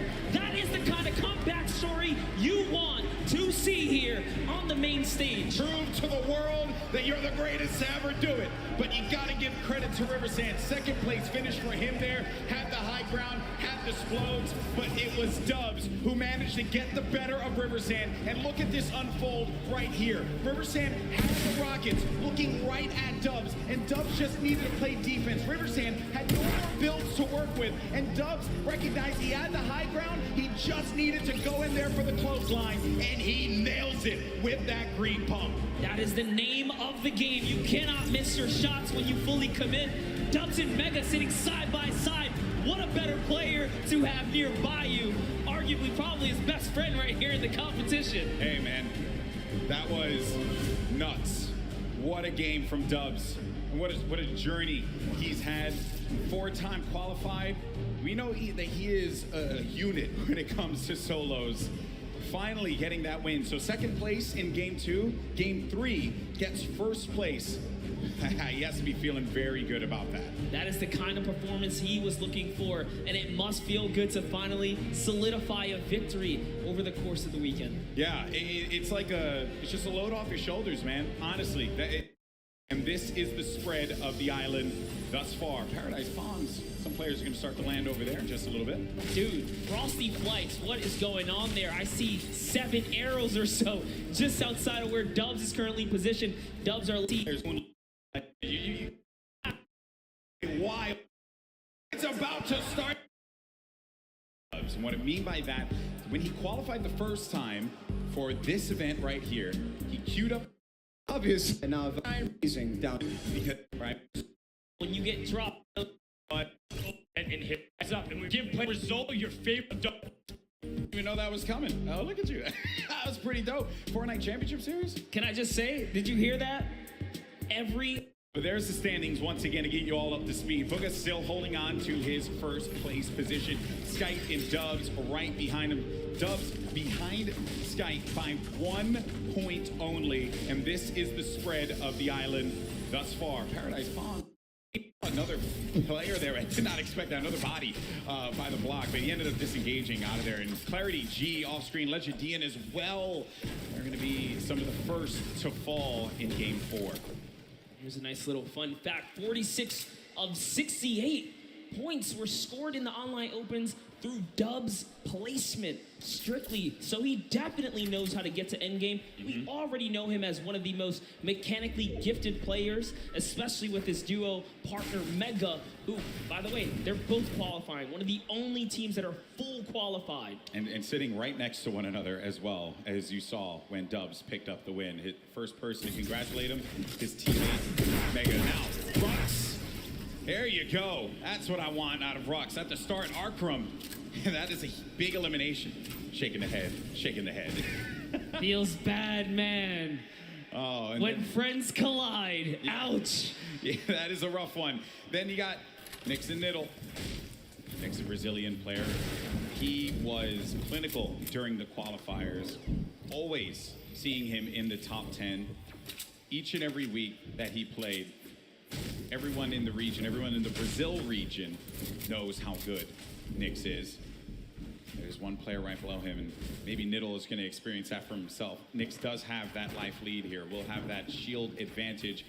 Niddle a little weak on the HP side as well. Listen, Nyx is here to show why he's the first qualified solo and duo player from the Brazilian region. There's only a few players who have the title of being fully qualified or double qualified for the competition here. Nyx is one of them. He's hearing all that movement up above him. Niddle does have the high ground for the time being. He goes in for the challenge, and that's Nyx doing it for the region, doing it for Brazil. More cowbell, please. Nyx versus Niddle. Nyx comes out on top. He wiggles his finger at the camera and says, no, no, not today. Snobby Shores is his home here. And the good news is he won't get eliminated right away after he does a little motion to the camera. I love you, buddy. You know, no instant karma for him. No instant karma for him. Taking a look at Moffin. One of our few players representing the Asian region here. Japan as well, 15 years of age. Got a lot of great players from Japan that have joined us in New York City this weekend. Tons of young competitors. We saw a great performance from Sinnoh and O-King yesterday, but Letwike and Twins, they've really been going at it here and in Paradise Palms. The only players here, so the winner of this one's going to take it all. 7 builds for Letwike currently. HP, Little Dire. Twins also going to be in a rough spot too, and I won't get an opportunity to be able to pop that big potion there unless he goes for it. Okay, he's making it happen. He's going for the big potion pop, and he does get it. That's going to give him a slight advantage in this fight. The difference was no hesitation here as Letwike is going back in it, even with the health disadvantage here. Oh, that shield's going to be gone out of that one, Monster. Let does go up above him, and no! Twins got caught looking, and that's Let, who will benefit with that Chug Jug. I'll tell you this, so much confidence. Confidence is key when it comes down to these PvPs. battles. He just went all the way. He was committed, and he was, you know, hell-bent on getting the win there. But Ghost Issa, we haven't seen any Shifty Shafts action all weekend long. Good to see Ghost Issa here on the main stage, as he deserves as much love as anyone else. What's he gonna do? How's he gonna represent for himself and his fans? It's a battle, cross-regional battle here between Moffin and Issa. Moffin from Japan, putting this region on the map, perhaps. Issa, well-known player in the space. He's been at this for quite a while. Off screen, you just saw King's name in the action feed against Teak. Another shot, actually. Issa getting third party. And sometimes when you're in these fights, you just don't expect when another player, they're gonna hear the gunfire. So they're gonna try and push the fight, maybe get an advantage out of it. And it's Mega! Mega marches on in and gets the better of Issa. Now it's gonna have to deal with Moffin. Does not have that floor quite yet. Moffin's holding it down. Does he get the hack through? Moffin goes in for the fight, but that's gonna be another one. Number 2 for the Mega Man. We wanted some Shifty Shafts action, and we got it right there. They are just unfortunately in the warpath of Mega. He lands right outside of this area. Good on him to rotate through here and catch him off guard. Here's a nice little replay from That was Teak. That was King the taking out Teak. Yeah, the King elimination on Teak. Huge for him. All right, Unknown Army. We touched up on him in his past earlier today. At one point, he was actually somewhat shunned out of the competitive discourse for being too aggressive. Little did he know that was the perfect way to find himself here at the World Cup stage, because it was all about pushing players and getting eliminations. Everyone has their opinion and strong opinions on within the competitive community. I'll tell you this, he came right back as being everyone's, favorite friend all of a sudden. That's good, that's good. Obviously, it's, this is a competitive game that is still continuing to evolve and grow. Players, trying to learn one another's personalities and stuff. I understand we do have a replay, though, from one of the other eliminations that had happened earlier on. This is Pika. Look at this, Pika jumping forward, finds one in front. That's a third party, and this player now having to look at Pika, but that was nasty. Pika made him pay. Pika ordered a quick 2-piece chicken nugget, and Aqua was a part of it. That's so Deep fried him. unfortunate. Aqua's really been struggling so far in this solo competition, but I'm sure it's a breeze for him now, being that he had such a huge day yesterday. But jumping in with Zayt here. Right now, Aqua's playing with house money. That's what we like to say. A huge performance from Zayt yesterday, but unfortunately for him, not going to be the case in Game 4. Hood J, his first elimination is on to one of Fortnite's greats, Zayt. But the fight continues against Dracones. It's an artillery strike right here, and Dracones is going to have to back up here. So Hood J is going to get a moment of peace because he's in the lowest level. He doesn't have to worry too much.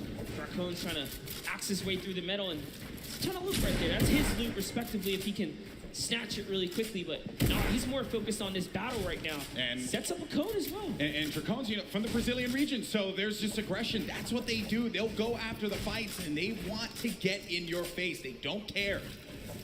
They don't care what region you're from.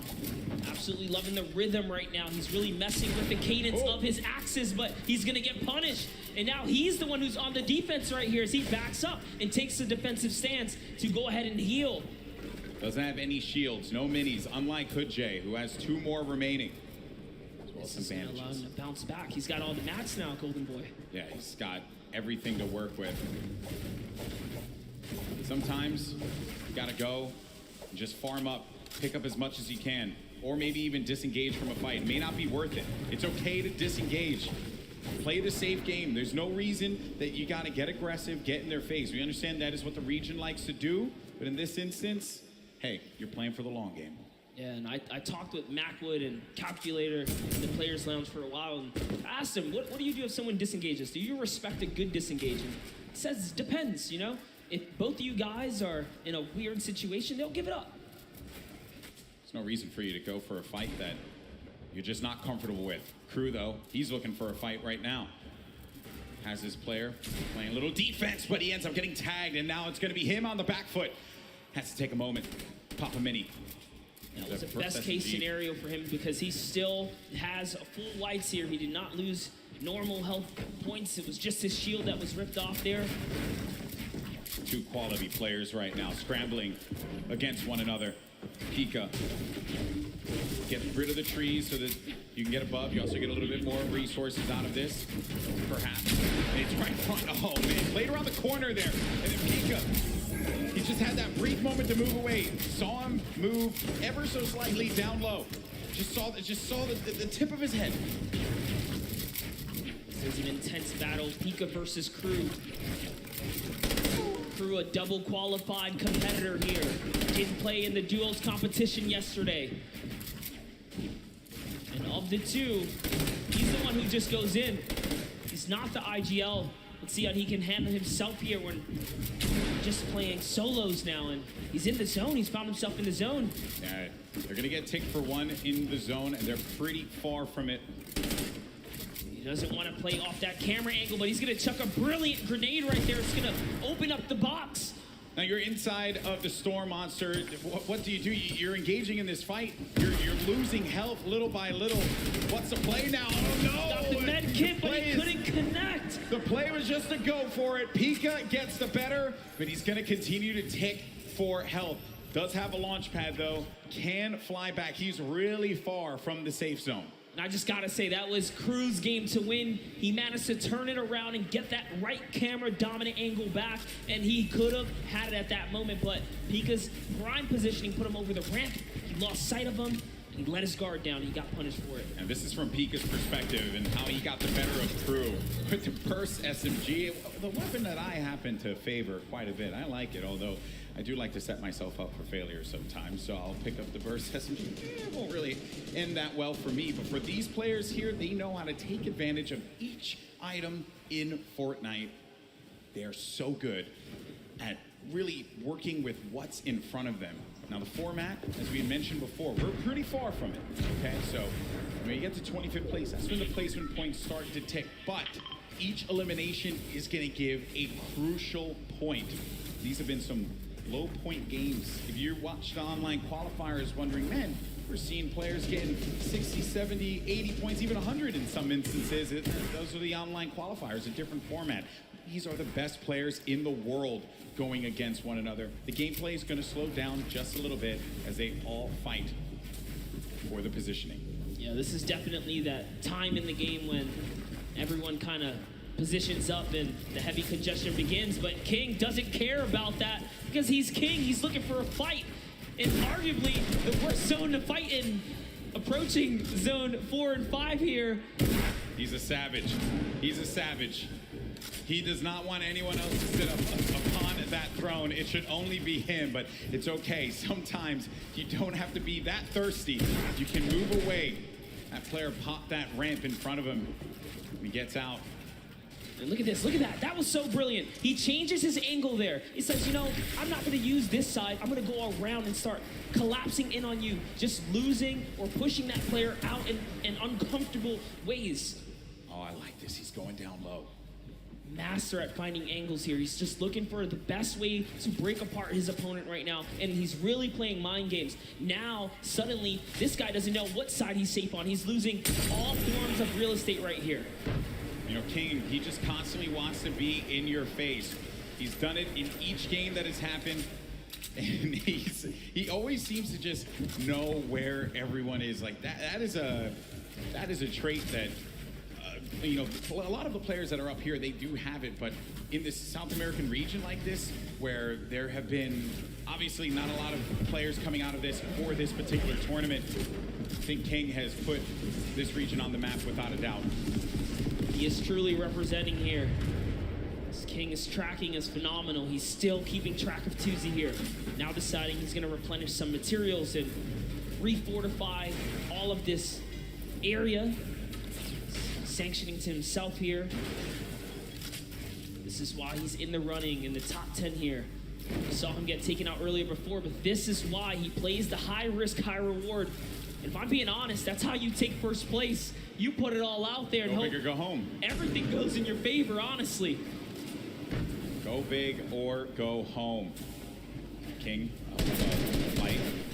over on the mountain there. Tuzi's next to him, as well as Keemstar. And King, he's gone. He's flying over to the next target here. He just doesn't stop. Into another box fight he goes. And now he's going to reposition here and set up for the prime push.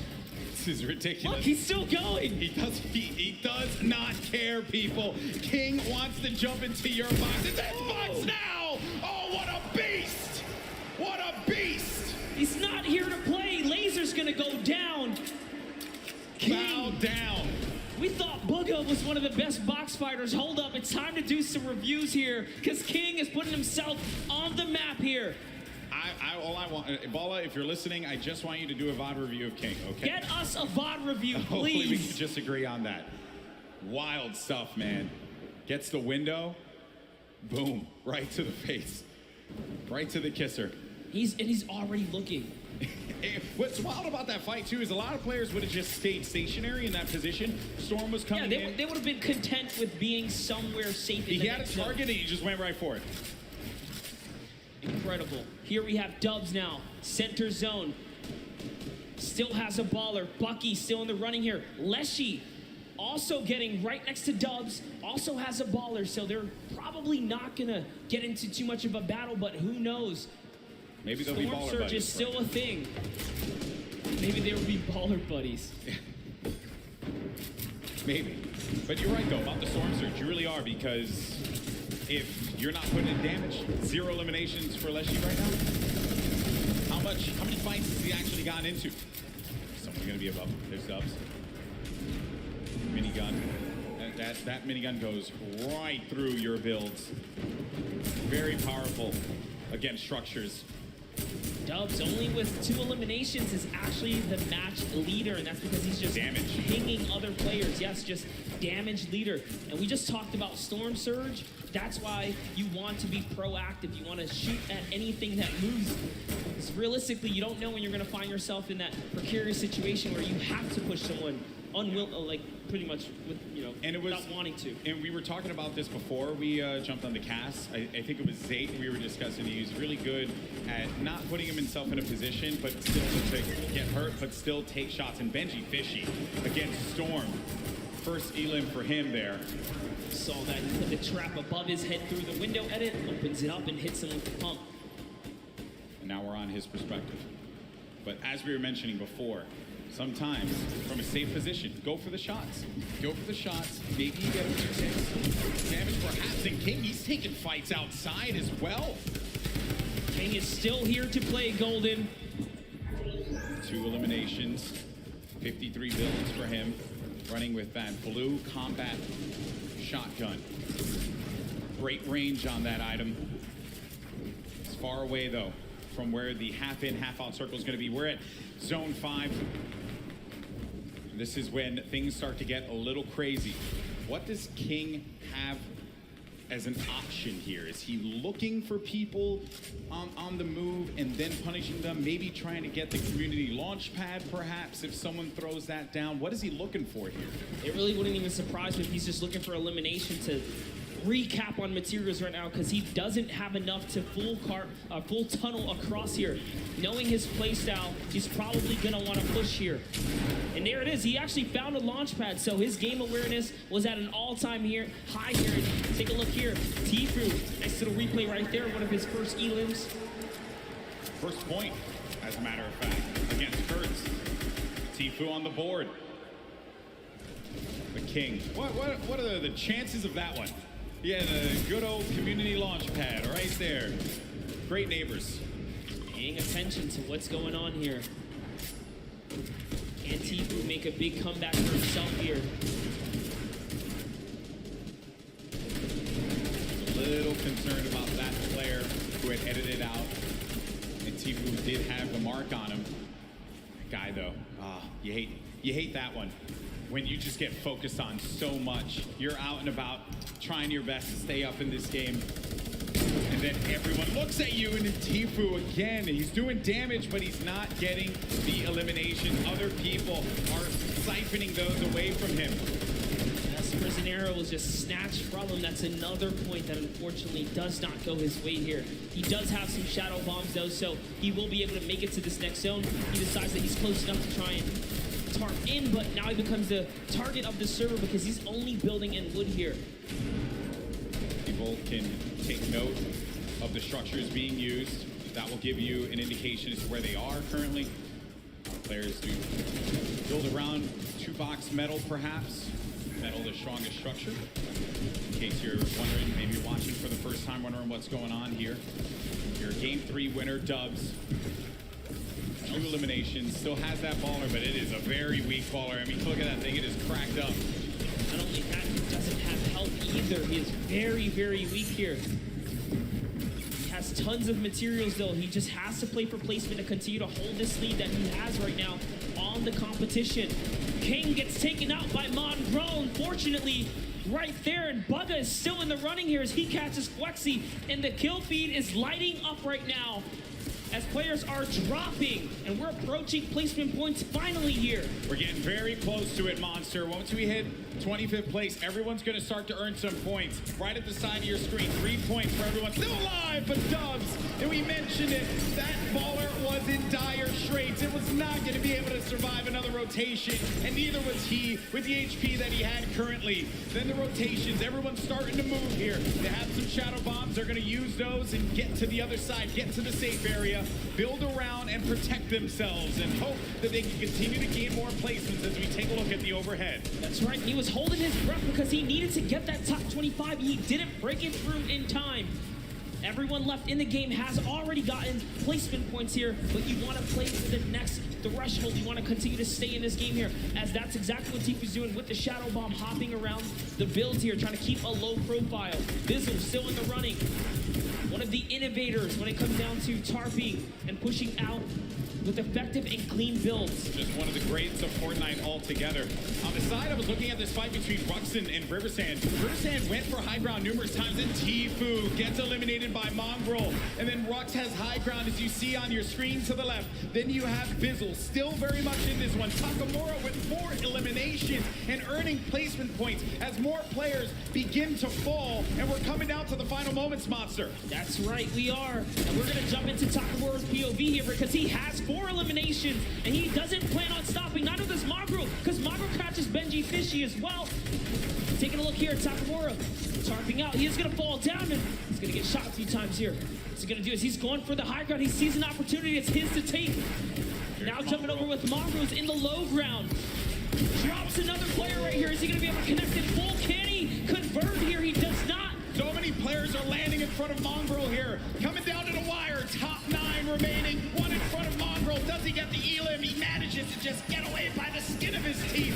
And now Mongraal gets up to the high ground. Maybe using this. If you keep jumping on the wall, you won't go out of the shadow state. He gets up top, but there's no one going to be there. There's a person all the way above him. Knocks the structure down. And the player does manage to catch himself and maintain the high ground positioning here. We have some great players still left in this game. But Mongraal with 4 eliminations is looking for number 5. And that was on Nate. We're now down to the final moments. Top 5 Monster. He had to fully commit there. Those are the maps that he needed. He's still in the game here. He's going to go all the way for it. And that's a trade with the 109 to the face here. Huge elimination on Takamura.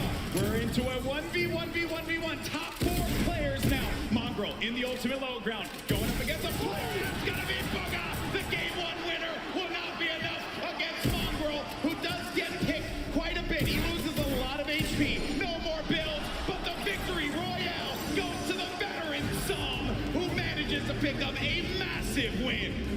Using the shockwaves in the final moments to snatch the high ground, Som claims a victory, but it's Mongraal who had a ton of eliminations and really was the ruining factor for so many of our top 10 competitors in that round right there. Mongraal was running roughshod in the ultimate low ground, but it's Som, the vet. He has performed in so many competitions at a high level, and it's no surprise here. When Som gets that high ground, everyone needs to look out. He's so good at that. Mongraal had no builds left. He had no HP to work with. He did the job he needed to do. Top 2. He got 2nd place and a bunch of eliminations. And Shockwave's late game again, Monster. Such a great piece of equipment that you can use. love that right there. Stands up, flexes, hits us with the let's go. He's feeling good. And that's a huge accomplishment to take a victory. And just you only have so many opportunities to win a game here. Just to do that alone, it's magnificent. Yeah, it really, magnificent is the best. The fact that you can be so consistently good in one of the major regions. 저는 아시아 서버에서 이제 뉴욕 진출했고요. 이제 나이는 17살입니다. 저는 이제 위크 1에서 이제 처음에 솔로 Throw it back in.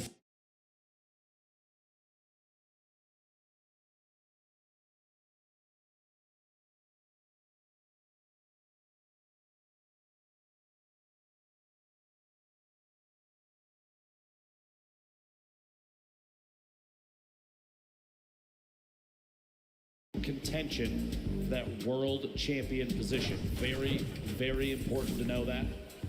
Go to the board there, you see 4 of the 5 llamas in the very south edge of the map, starting at Salty, all the way down to the east of Happy Hamlet.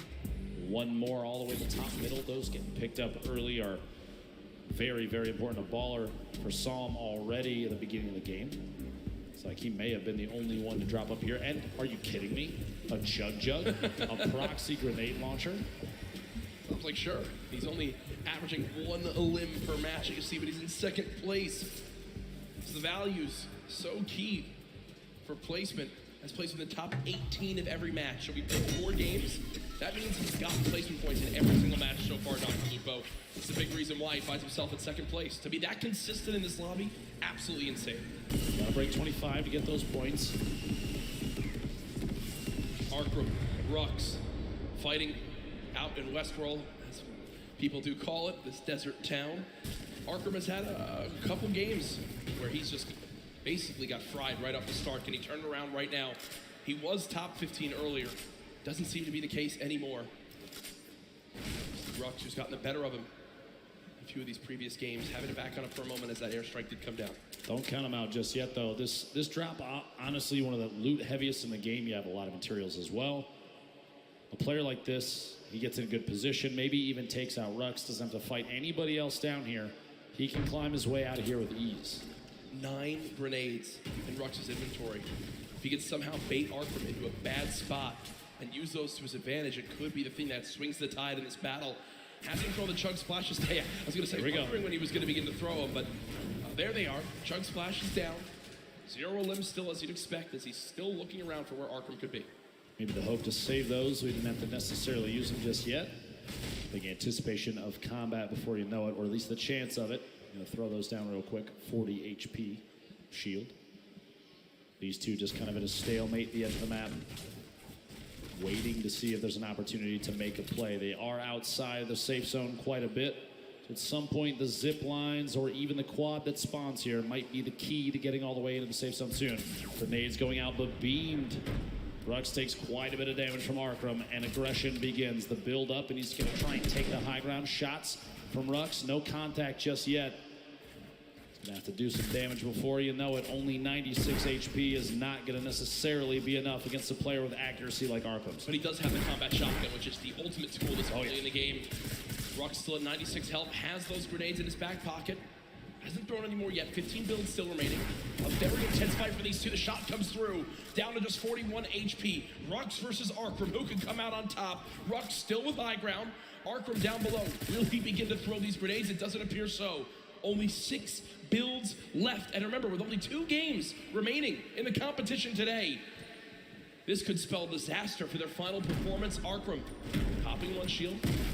Definitely has a major health advantage, but still, height can make all the difference as he has the combat shotgun, but looks like for now he'll just back on up. I was anticipating if Rux had made a tag, if he gotten damage on Arkram down at the bottom of that building, I would have expected a push, a 100%. chance to pick up the 50 HP or shield because of Siphon. No damage dealt there, so Rux decides to opt his way out. King, one of our high Elim players, 35 HP, gonna try and get that med kit off, but he can't quite. Time to fight it out. A little bit of a build battle and see who can take ownership of the walls. King building up and layering yet again. Oh my goodness. The shockwave. He's actually going for it. Are you kidding me? Lunezi goes down and King back up to 85 HP. What a play. on the World Cup stage. Yeah, the kid. He just shockwaved to the sky and tried to hip fire hand cannon his opponent. With 35 HP. Are you kidding me? With 35 health? Talk about confidence.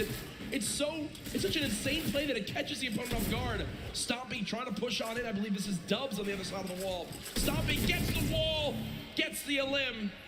Down goes Dubs. And also in the elimination feed, Aqua, our Fortnite world champion from yesterday, has eliminated Tfue. Match 5 out of 6, 1 left. Those players, the 16 that have already been eliminated, they still have 1 game remaining. But our current leader on the standings, Bugha, down in Lucky Landing, gonna make a rotation away. Avoid any damage. At this point, gonna be the most important thing is getting ahead of the game here. As the storm is pressing on in, he's only against 1 other player down here in Lucky. So the opt to rotate out to the west towards the river, probably the best one in the situation. Doesn't want to get challenged. He's got a free rotation up now. Here too. Slip is right there. Without realizing it too, he is relatively close to 2 llamas in the south edge of the map. Wonderful spot, either of them, one on his left, one on his right. I doubt he will since he's going through the low ground, but Bugha, so far, man, 3 out of the 4 games has been fantastic performances. He had one where he dropped off early. Remember, he, was eliminated within the first 10 players in the game, but still keeping his lead because of how well he's performed in the other 3 games up to this point. Teak did show some aggression there for a moment, but decides, nope, I'm going to fall on back. Don't want to take this 1v1 out in the open. Would rather go continue to loot on up, earn more materials because, hey, 45 builds, you think, that's a lot, but not in any case in a competitive lobby like this. And, well, since he fell back, he's able to get himself a combat shotgun. Good about that. Clicks in the feed, picking up an elimination on Nate. Down to 81 players remaining as this first circle starts to close. 52 seconds left before that happens. And this first zone, very central on the map. No super drastic rotations need to come on through. Here's a replay from earlier on of how Aqua challenged and eliminated Tfue. Tfue goes to the floor, Aqua gets the floor, and Tfue stands no chance, can't even fire a shot. And there's the frustration from Tfue, as he knows he has not had the day he's wanted. One of the biggest names in competitive Fortnite, one of the winningest players of all time, getting shut down here at the Fortnite World Cup Solo Final. I would say it's definitely a different playing field than a lot of these players are used to, no matter where they hail from. Because it's the first time that we've had multiple regions from the entire world all play within the same lobby, the same setups. It's all on land here, so it's just a different scenario for everybody. Especially on top of that, if you have younger players that have never had land experience, nerves could potentially play into it. But she pushing in the box, gets inside, and the elimination. Robabs goes down here in Neo Tilted. And I like that a lot from Lechi, right? Because he's got 200 HP. He's already done a lot of damage to his opponent. He also does 23 more white damage, HP damage, to realize, wait, I have a major health advantage as Bugha begins to dance on the main stage. But he pushes on in, forces the play, and says, you know what, if you have a trap, I'm still going to survive through it. You're so little HP that I know I'll eliminate you, even if I take 150 damage from the trap. Bugha, I mean, I guess this is kind of the mindset he has right now. I'm in first. I've got shadow bombs, I've got a launch pad, I've got everything I need. Banny, if you want to play this game, bro, you can play this game. But Bugha dances, and his opponent says, no, thank you.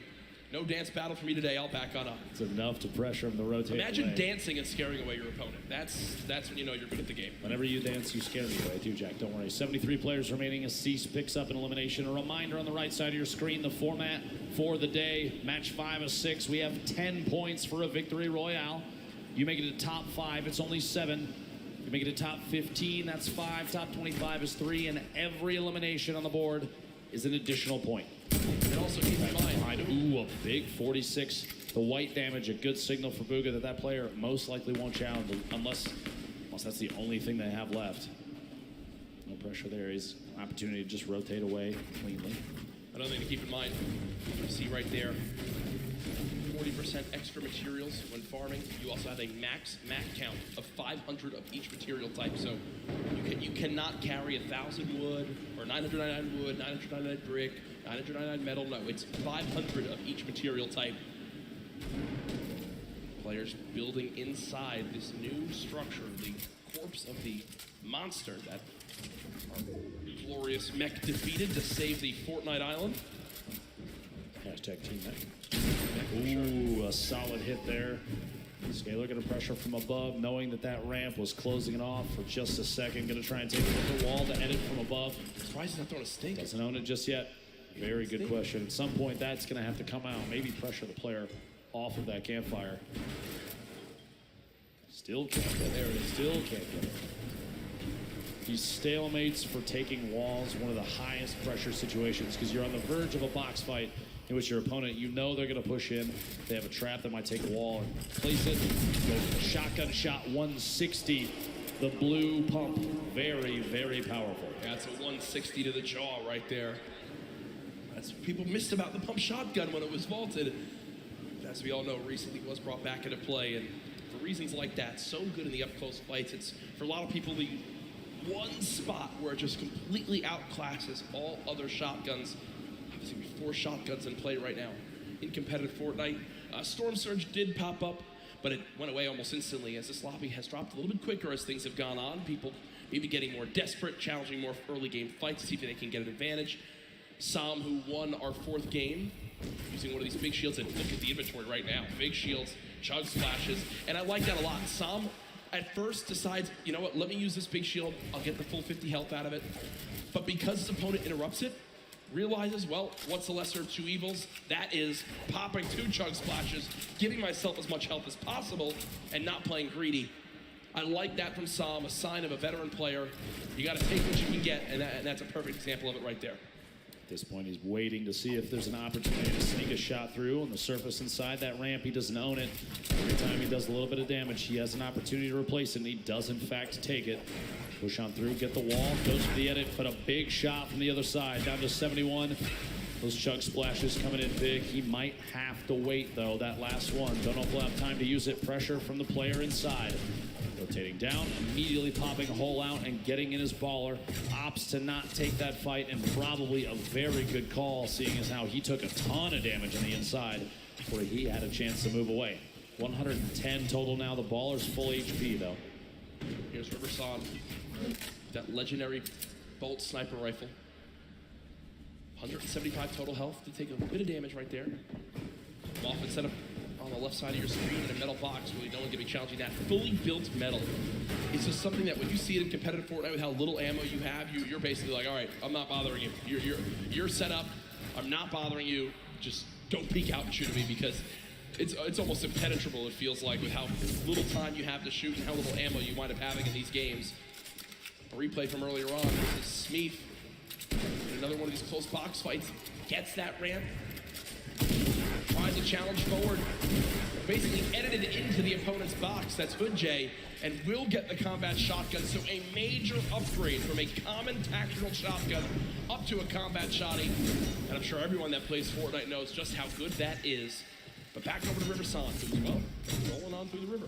I just have to say, I'm a little surprised that he opted to take the bolt over Shadow Bomb. Looking at late game Fortnite, especially in competitive, oftentimes you see stacks of players on top of each other and no opportunity for a snipe. The Shadow Bomb is going to be a mobility he's not going to have. The baller's gone now. Yeah, it's inside this box. I don't know why he didn't take the Shadow Jack. I'm going to be honest, I think Riverson viewed that as, all right, I have this baller. I'm going to play around the baller being my, well, Shadow Bombs for this game. And that's not the case. That was what just happened was the worst thing that could have ever occurred for Riverson. His baller's gone. He's got no movement items left, and now he's stuck on this mountain in a box fight. Just quick note, Epic Whale is currently in 6th position. Riverson in 4th, so this is a battle at the top of the leaderboard, stuck inside a box, out back and forth. And Epic cannot quite find the target. Riverson picking up a big leaderboard elimination right there. That is a moment where I think nerves gets you a little 100%. bit. You mentioned top 6. He's thinking in the back of his head, if I have a good game here, I'm moving into the $1 million prize pots. And instead, Riverson wins a fight that looked impossible to win and is now set up on top of a mountain with near max HP. Real quick look back here, Plug, our current leader. Look at the shots through there. Little shakes the hands off a little bit, blow off some steam as an arrow goes down inside. Very, very accurate player, Bugga. See Bizzle, the top left of your screen, one of the more well-known players, like you said, one of the most consistent players, Jack, in all of Fortnite that we've ever seen. With the speed of the builds up here, so we're gonna try and get a little bit of a higher view. Doesn't want to be stuck down too low in case there's players rotating. Maybe some shots on the baller soon. There's pressure being applied on others and ops into that fight as well. And if you look at where Bugha is right now, on your minimap, the closest player on the west side of that zone, safe, and everyone has to move right towards him. Also, 6 minis, near max builds, 4 shadow bombs, 2 launch pads, a shockwave. Bugha knows what a fantastic position he's in. If he can make it to late game, he basically has guaranteed placement points. Peter Pan making his way through here. A little bit of a leftover collection. We'll have to do some picking up on the inside. Pretty lucky finds on the inside here. Quite a few materials. Flint knock. He's got to redeploy a ton of minis. Pretty optimal loadout for both mid-range, up close, depending on who's pushing him. Yep. Positional wise, no launch pads, but a slipstream. No shadow bombs. Does have a slip, but as soon as he's away from that thing, flying, he can establish a base, but making a move after that's going to be tough. And he is getting attacked from literally every angle on the way in. Players from all sides taking shots. He's going to have to try and push his way through for elimination, or get out of this area almost immediately. What a tough spot to be in. Shots from both sides. Puts the trap down in anticipation of somebody pushing in, and literally cannot keep the walls up enough. And that's the downside of being one of the last players to rotate from outside the zone. Everyone who's set up, including Bugha, knows, hey, we just spray anyone. They've got to come this way. They're going to be floating right at us. If the whole lobby shoots at them, one of us is bound to get them. We're all going to get damage tags, and when the Storm Surge just popped up, everyone fiending for a little bit of damage to keep them above that threshold. Thankfully for the players in the lobby, only 2 more people need to drop before Storm Surge goes away, so don't think it'll come into play too much. All I can imagine in a situation like that right now is from the Pro-Am, Tim the Tatman getting shot at from multiple sides. And, yep. It's just... Yeah, that was funny. That was funny when... You were one of them, I think. Yeah, no, my teammate Sean eliminated him. Tim, we beat Tim the Tatman on land and outplaced him as we take a look at players stacked up all on the west side of the zone. What people at home don't know is that we were literally looking at Tim as we say that, which makes it even better. So, launch pad used by Bugha right away. And with 2 launch pads, with all this other movement, he just needs to survive this movement. And guess what? This is a zone on the high ground. It's directly on this mountain. So, for a pretty early on zone, it's going to get awkward right away. Bugha has made it in, but has taken a lot of damage. Will use some minis to get back up to 150. Has made it to the zone. Benji Fishy just below, who's currently top 13 in this game. Player to G still has a little bit of a high ground advantage. Just going to look back at Bugha, who's trying to build his way up. See if he can spot anybody on the move. This position's still very, very good. The edge of the next safe zone. 2 seconds until that pressure starts to apply, and a lot of players you see on the minimap have already started to rotate in. They're making their moves now, but shots from Bugha and many others as these players are flying in. Community launch pads, got some shadow bombs used in situations like this, and no shield on that player. Bugha right now has a total of 16 elims today. King is in second with 15.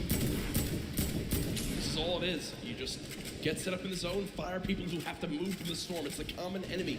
Every player in the lobby. Issa did just go down to class, and we also saw Vivid drop a couple moments ago. So nothing really from Vivid this game, unfortunately.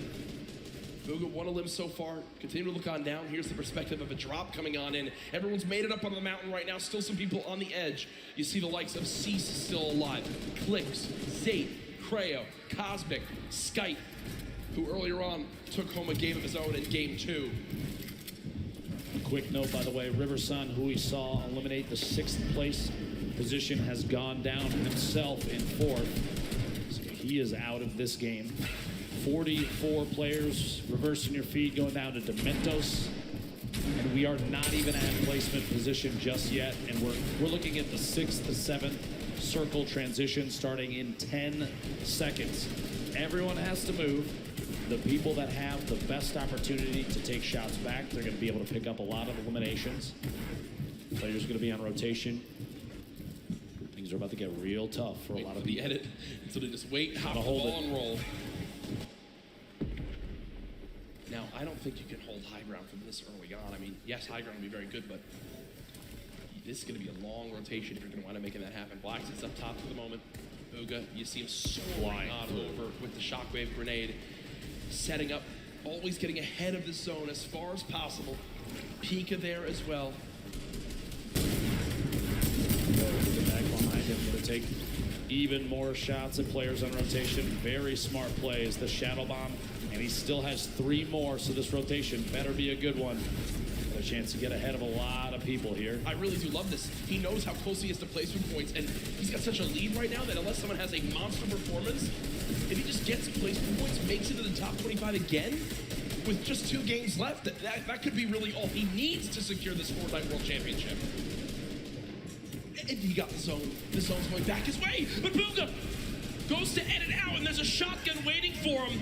Down to under 50 HP, frantically trying to pop these minis. The spray coming on through. Can our leader hang on to placement points? Storm Surge activated on some of the remaining players. Bugha peeks out again for a shot. Not gonna connect yet. 32 players left. Shadow Bomb being used. Can Bugha make it to the top 25? 3 more points can be the difference between making it as our #1 player today or second place. Bugha still bouncing up. 30 players left. Just so frantically looking around for potential victims. You'll notice as soon as they're box to box, right next to another player, players like Bugha will opt to build straight up. 1 more, 26 remaining. If 1 more goes down, he's going to pick up placement points. Keep an eye on the feed just to see only 1 elimination remains. There it is, 25. So he's already into the placement points now. It's going to push him even higher on the leaderboard. Everybody left picks those points up too, but as we move, players starting to drop left and right. Sky still sitting on a baller, as well as Fatch. Pika with the ultimate high ground, and Bugha right in the middle, right in the thick of it. Look at the outside. That's a very smart play. In that moment, you have a baller flying up. You don't want those players to hold on to those. Taking the shots to break it out, maybe force an engagement. With only 8 builds. 15 now.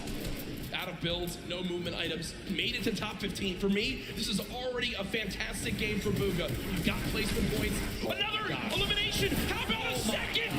Bugha, what are you doing? 2 elims come in. He's back up to near full HP, and he's in the top 10, and he's got all the materials he could ever need. Bugha, how are you making this happen? From no mats and no movement. 1 player nearby.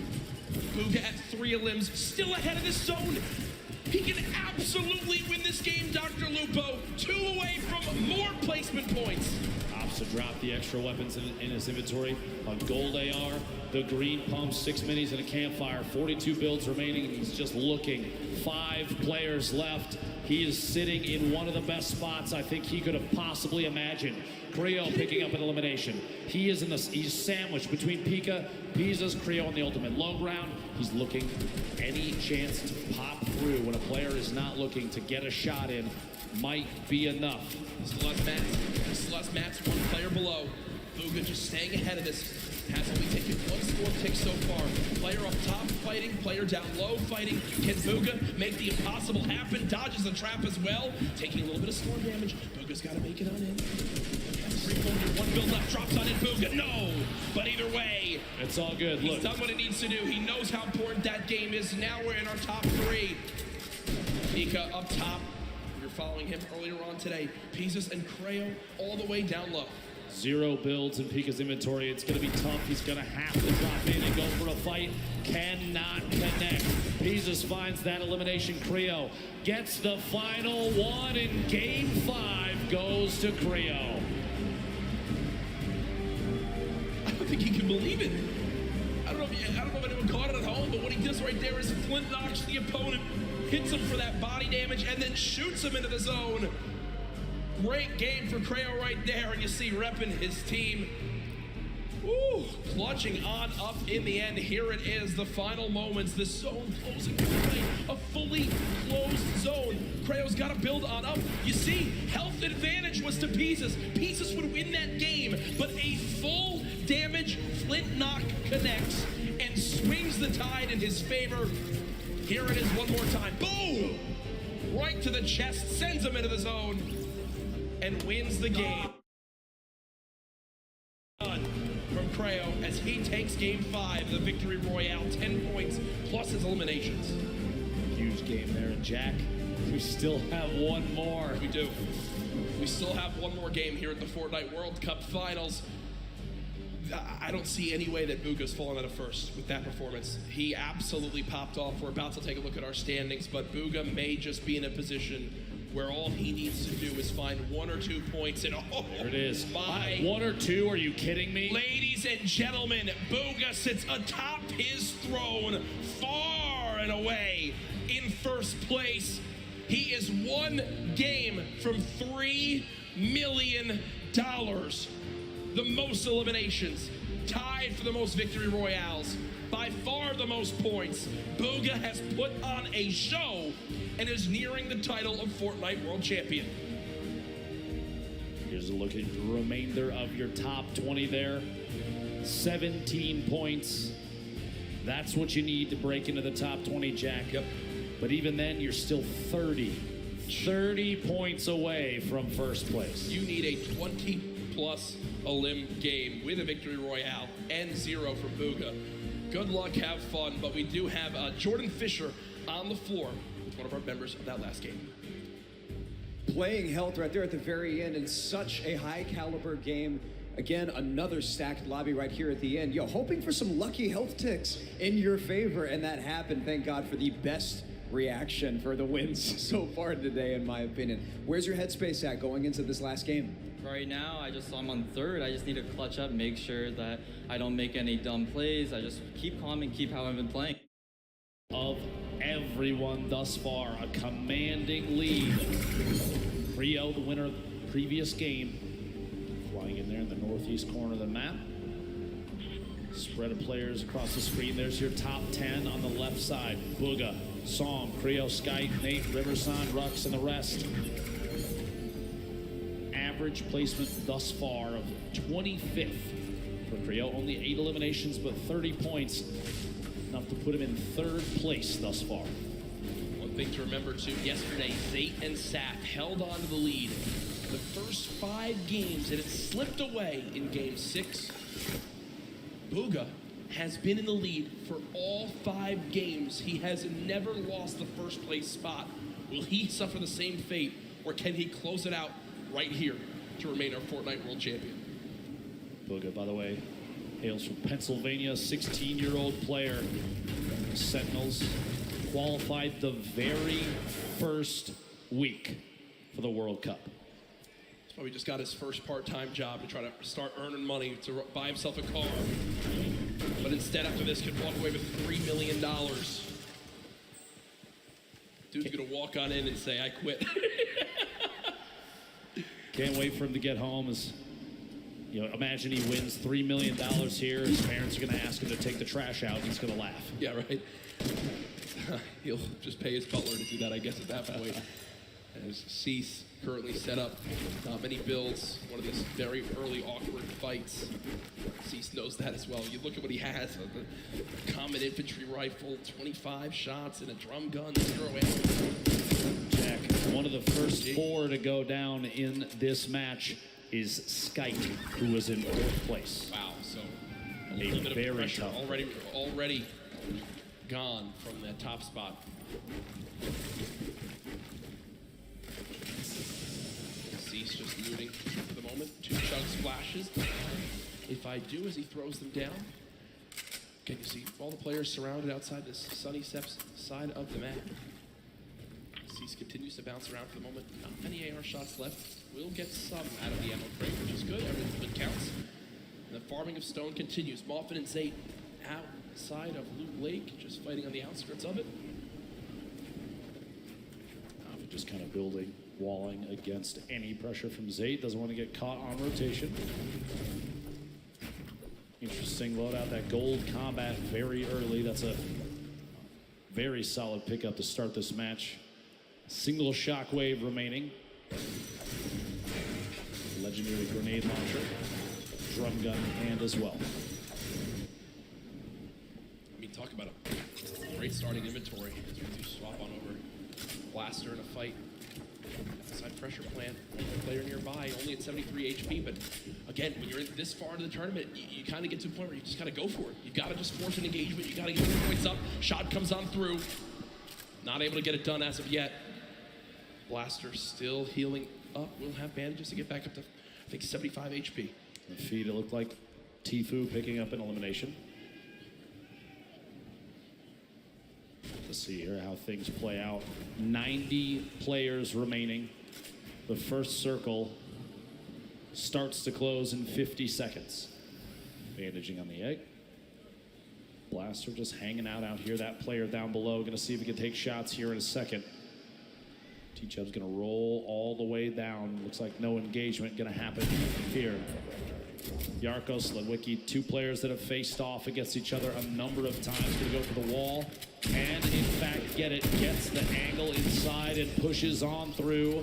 A solid aggressive play from Ledwicki to pick up his first elimination of Game 6. Very clean, and that will end Yarkos' Fortnite World Cup run. Solid performance earlier on. We'll see where he stacks up with the rest of this lobby when it's all said and done. Reminder, this is our final game here tonight.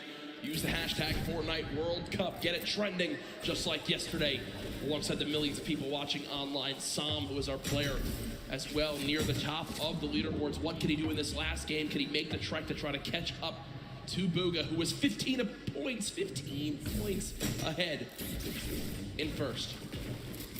Pika 1v1. And angled down through a handful of edits here at Mega Mall. He's going to push around the side and try and make his way inside Mall itself. Pika earned 12 of his total points in just the last match, and I think that says a lot about what is possible. In 11th place when we rolled into this game, Pika trying to find a way inside, pushing down through the outside. Maybe does in fact get the wall replace. Are you kidding me? Used the shockwave to get down the wall that his player inside was smacking out with it. That's unbelievable. He basically called the bluff. He called the bluff. The guy was trying to break the wall to secure it for his own. Pika was like, okay, break the wall for me. I'll just replace it my own. And he does just that. Pika, full HP, 2 slurp juices, 6 minis, a very good assault rifle and a shotgun, but it looks like the aggression doesn't end here. Wall instantly broken. Pyramid's placed as well. And he can just continue to play these box fights. Really use the shockwave to try to drop down his opponent again. Said it once. I'm surprised we've used that same tactic here soon. At this point, 100 HP, 100 shield. I do not blame him for being aggressive here. Knowing that players may be a little sparse in terms of loot, he's trying to track Keemstar on the outside, rotating around the edge of Mega Mall. These two players going to end up on top of each other before you know it. Oh my gosh. Floor loot. Okay. A heavy sniper rifle. And another slurp. Okay. He's looking for it. It's like Batman. You see him watching. He's waiting. Not in. Does use those audio cues to try and track down the opponent underneath. Opts to back out of the fight for just a second. Get a different angle.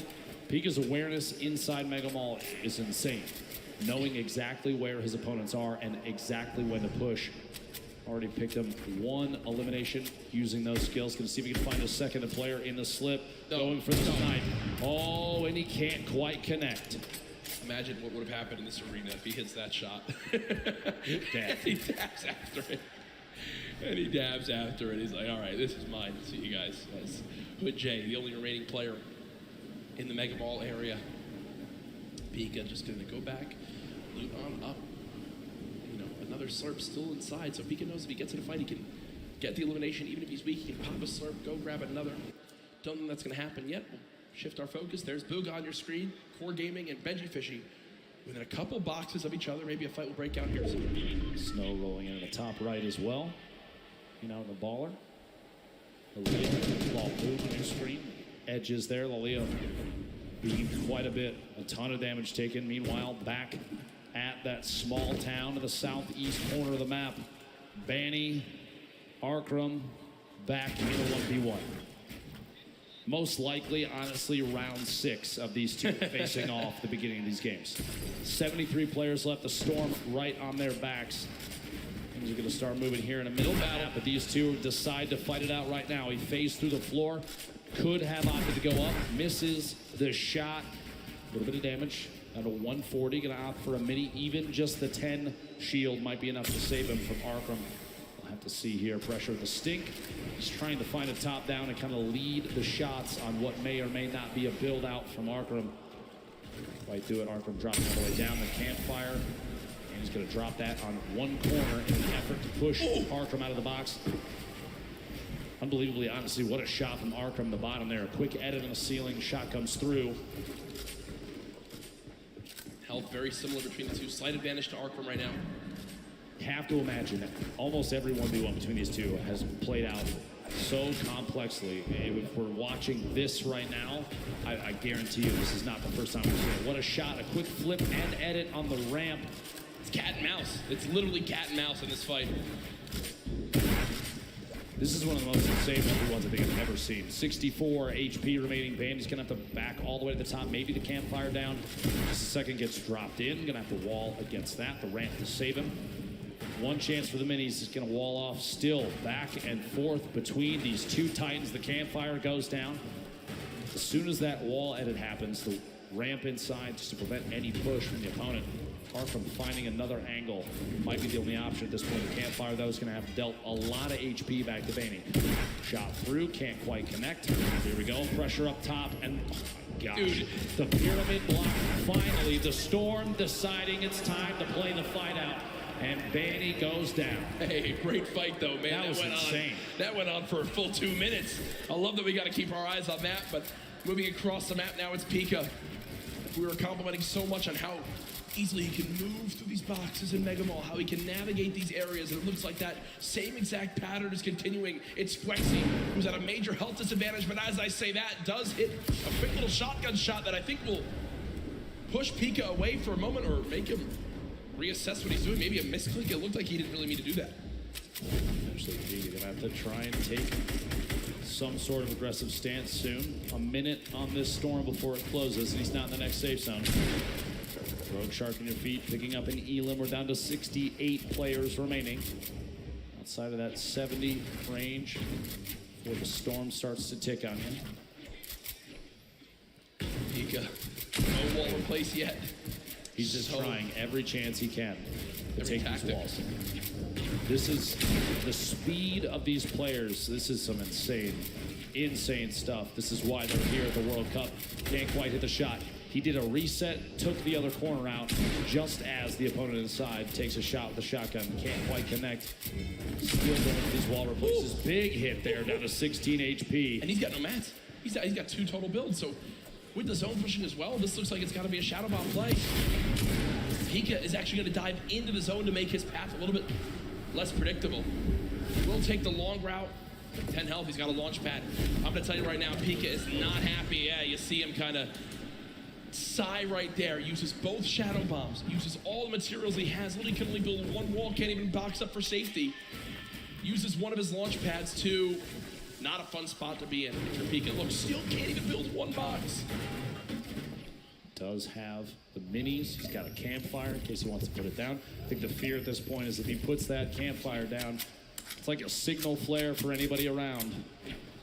This is the box to push. Meanwhile, Tfue, Dusty Divot flying across, landing near more opponent builds potentially.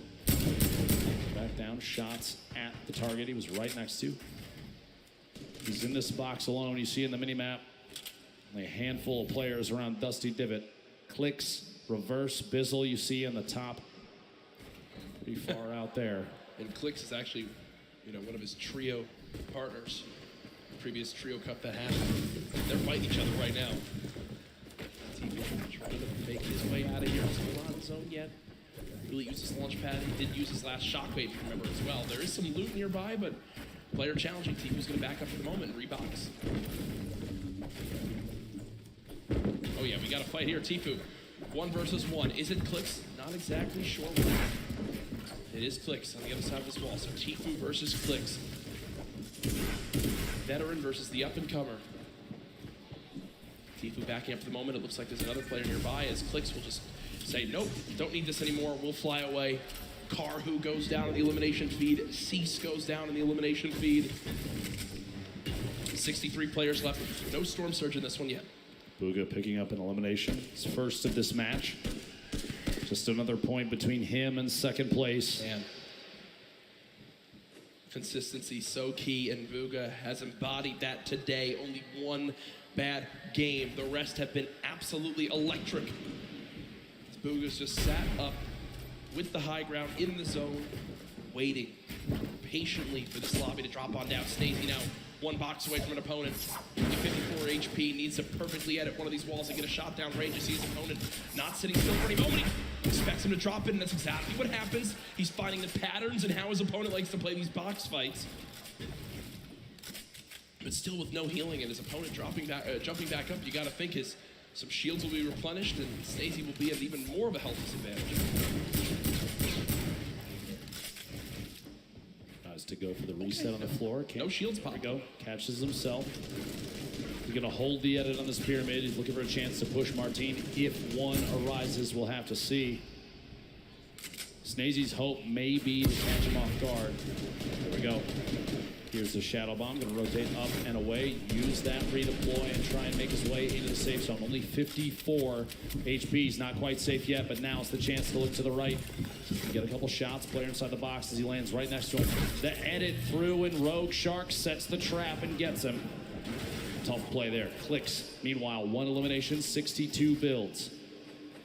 So now 2 Shadow Bombs. See here, the very north edge. He's underneath the plateau of Dusty Divot. Reverse down there as well. Tfue on the edge. Astonish, Smeef, Zate. So many players stacked up near each other. And oftentimes you do see players utilizing the already built structures for easy wall replaces. No surprise. Popped up next to Riversawn's inventory looks great, but he just doesn't have a lot of ammo.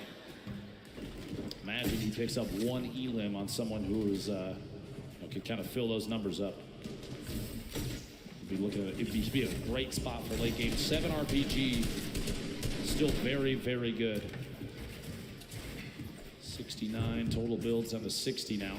56 players remaining.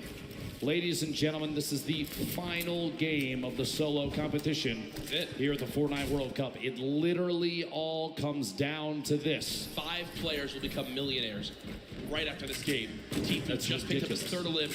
Still has a launch pad, some great loot on the player that he just took down. But he doesn't have the zone again. He does have 2 launch pads, and he'll use one of those. He wants to make sure he makes some of those placement points, and there it comes. Launch pad used. Will Tfue get beamed? Right, this is one of those moments where you're just thinking, Ben, please don't shoot me, please don't shoot me, please don't shoot me, please don't shoot me. Looks like he'll make it on through unscathed. Literally flying past the windows of opponents, gonna land on top of the second structure. Somebody underneath, start layering up. 86 builds, still has another launch pad. Has a boogie just in case maybe a baller rolls past close enough. He can boogie the player directly out of it. Try and pick up that elim, jump in the baller and roll away. Even in a clutch situation, the Boogie Bomb can give you an opportunity for a free shotgun shot on someone that may be unsuspecting. The loadout here, look at this, 2 campfires, 10 redeploys, 2 shockwaves, 6 minis, but no medium ammo, Jack. A crazy note with Bugha. When the Fortnite World Cup qualifiers started, Bugha qualified in League 1, in NA, in 1st place. From the moment Fortnite World Cup started, he finished atop the North America region. And now in another spot again where it can happen, and he's just dancing up top. He knows really this is his to take unless someone has legitimately the best performance ever in the history of a Fortnite competitive game. Bugha should be our Fortnite World Champion. Tfue and Benji Fishy fighting on the bottom right of your screen. Sam, who's trying to contest and take that throne. So his replay did get his first elim of this game, and you see the fist bump right there. That was Clix who gets cut down. At this point, 51 players remaining. This lobby is going to get very, very tight. Going into this match, Psalm was 2 points ahead of third place, but 15 points behind first. Talk about a lead. As we've just now hit our top 50 in this game. Arkham goes down.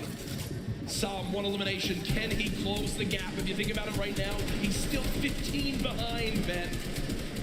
Booga's still in this game. What he needs right now, Booga to go down, and he needs 5 more limbs and a victory royale, but no! No! Sam gets caught off guard, it's Zayt, and as that happens, Booga gets a limb. The pieces are falling into place, and Booga's about to call checkmate. Tfue on your screen here. 3 eliminations. Still has the launch pad, sitting on a pretty similar loadout. Not a lot has changed as he's waiting, biding his time, looking for eliminations up above the rest, though. Booga hasn't had to move in 5 minutes. Nope. He's had height, he hasn't had to move in 5 minutes. He's sitting so pretty. Here's that a limb that we missed when Sam got taken out. And are you kidding? Look at him. Look at him laugh. Look at him absolutely laugh. Quick one tap on Storm on the move. It's a gift. Is it his birthday? That's about as free as it gets. Booga might be the luckiest player with zone placement I think we've ever seen in a competitive Fortnite match. Sitting atop his tower, a castle of metal, unthreatened. And he built it with metal earlier, and he just kind of hoped it would work out this way, and it did. He's been sat here for so long. It basically sums up the leaderboard. This is the leaderboard in the game itself. Booga on top, nobody nearby, no threats, nothing. Now with the zone moving, everyone soaring, and this is where it picks up quick, folks. The final moments of the Fortnite World Cup. We're watching Booga. Oh, please. Oh, imagine. Picking up a pair in the feed there. Fledermoys and Dubs both go down. Gonna be 2 very good eliminations there. 38 players remaining. Top 25 is when placement starts to come in, and Booga is looking for shots on everybody flying around. Still has that high ground advantage. Peasus and others looking to try and contest it. Benjyfishy moving up as well. Ballers still rotating the low ground. Tfue making his way across. A lot of damage coming in. Only 1 minute in the inventory and 15 builds remaining. A tough spot for Tfue. He's so close to placement, but can he survive? King with elimination. Player count continuing to drop. Fizzle, Takamura, Zayt picking up multiple eliminations. 30 players remaining. 29 to get closer and closer. Benjyfishy goes down. Tfue eliminated. In the box, Kurtz picks that one up. Now we'll end Tfue's Fortnite World Cup. Zayt drops off high ground for the moment. Booga's still alive in this game in the bottom right of your screen. Still a max HP. He's made it in the top 25. At this point, it's basically a victory lap. Yeah, he's getting beamed out of the sky, but he doesn't care. He'll drop on in, pop some minis. King on the top right had 6 limbs. The guy's an absolute brawler. The 13-year-old should be so proud of how he played today. Lolboom up top. Crew, the double qualified player as well. Up another elimination. Takamura goes down. Booga now into your top 20. Mongrel, your Fortnite World Cup is over. Vivid's still alive in this game. It's Crew with 4 limbs atop our leaderboard right now. Has most limbs of who's still alive. Booga there as well. Has all the ammo in the world, not a lot of materials. Let's see how he weasels his way out of this one. Lolboom, the ultimate high ground. T-Chuck going for a challenge up top. Does in fact take it over. Meanwhile, Booga, box fight for his life. A little back and forth here. He's waiting to see if this player rotates out. There it is, a big shot. Another elimination. And he's got near max materials. Kidding me. He's gonna trap the ball. Oh, the ball escapes. The absolute scenes right now. Booga's still moving through, and at this point, it's a sign of respect. We've got to watch this man continue to dominate. A statement is being made. Dr. Lupo at the end of this game, he'll most likely be crowned the best Fortnite player in the world. I've never seen anybody play in a competitive Fortnite match with a smile on his face like this kid right now, but he is absolutely dominating every single player he's run into thus far. Looking for a shot here with a couple of edits. Rotating back away, pressure from above, and he's immediately going to wall that off. The kid's top 10. He's smiling. He knows it. He knows it. Absolutely ridiculous. 9 players left. Unrelenting is Booga. Hasn't dropped out of first since today started. There's all the remaining players. Running low on materials, but he still wants more. 4 limbs in this game. set up for a moment. Pyramid comes through.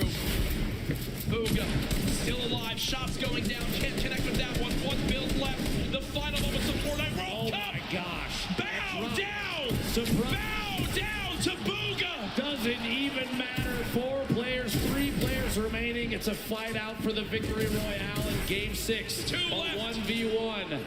Crew still in it. T-Chubb as well, back and forth. And it might come down to a heel-off. T-Chubb dropping down those campfires.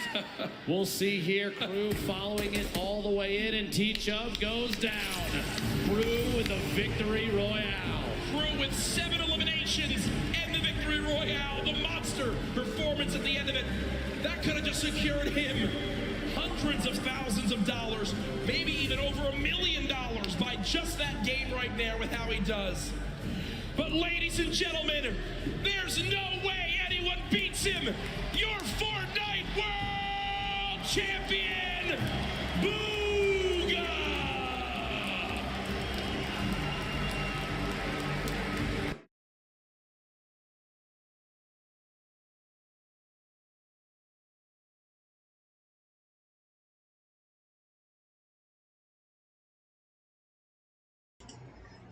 Okay, as you see, Booga won. Crazy stuff. A little bit of a thing that I gotta say. When he won, he was 16 years old. 16 years old. $3 million. Now, for reference, some of the other people that have made it nowadays, Turner, Tfue, being the older one, you know, he made it pretty big in the World Cup that you just saw. He was 21 when he played that World Cup. He's now 24. Mr. Savage, one of the young players, I think one of the youngest, other than King, is now 17 years old, meaning that he was 14 years old when he played. A couple of interesting things that I found. One on the older spectrum and one on the younger. Still, Mr. Savage is killing it in competitive, and Tfue is still killing it in regular Fortnite. And so, yeah, just wanted to say that.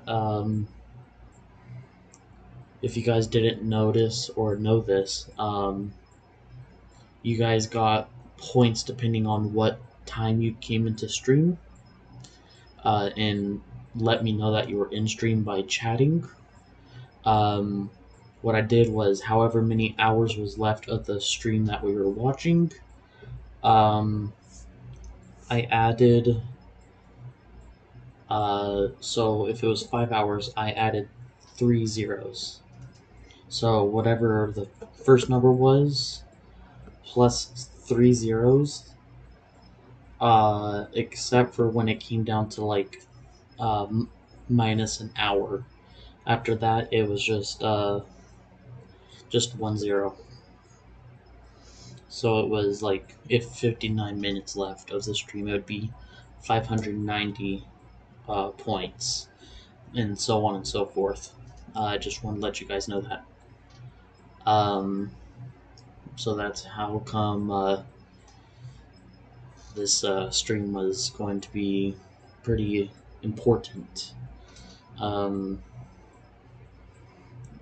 the Discord that I have set up, I even let them know, a couple of my Discord members, because that's all I have. I have 2 active Discord members right now.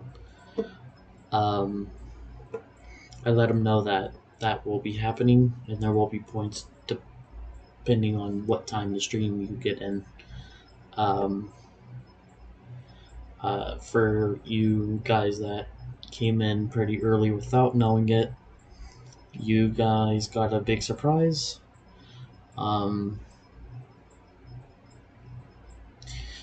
it didn't notify you. By didn't notify you, meaning that I was live, or on Discord it didn't notify you. Because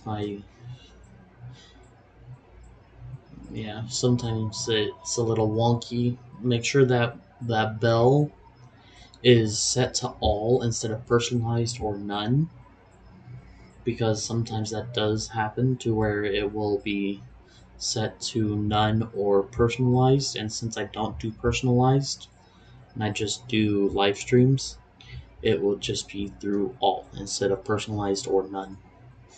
And if we can get need to update my Discord link so that we can have it anytime you need it.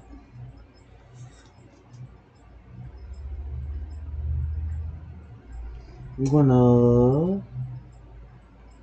Okay.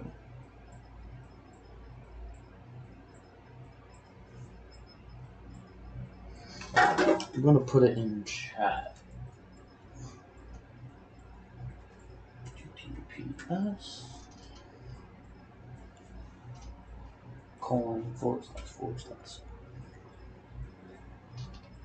Discord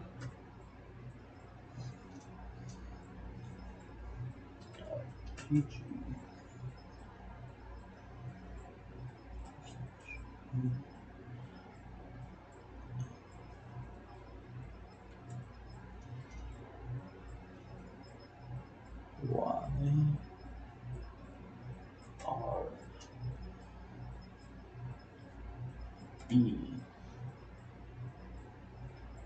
YRBJZ.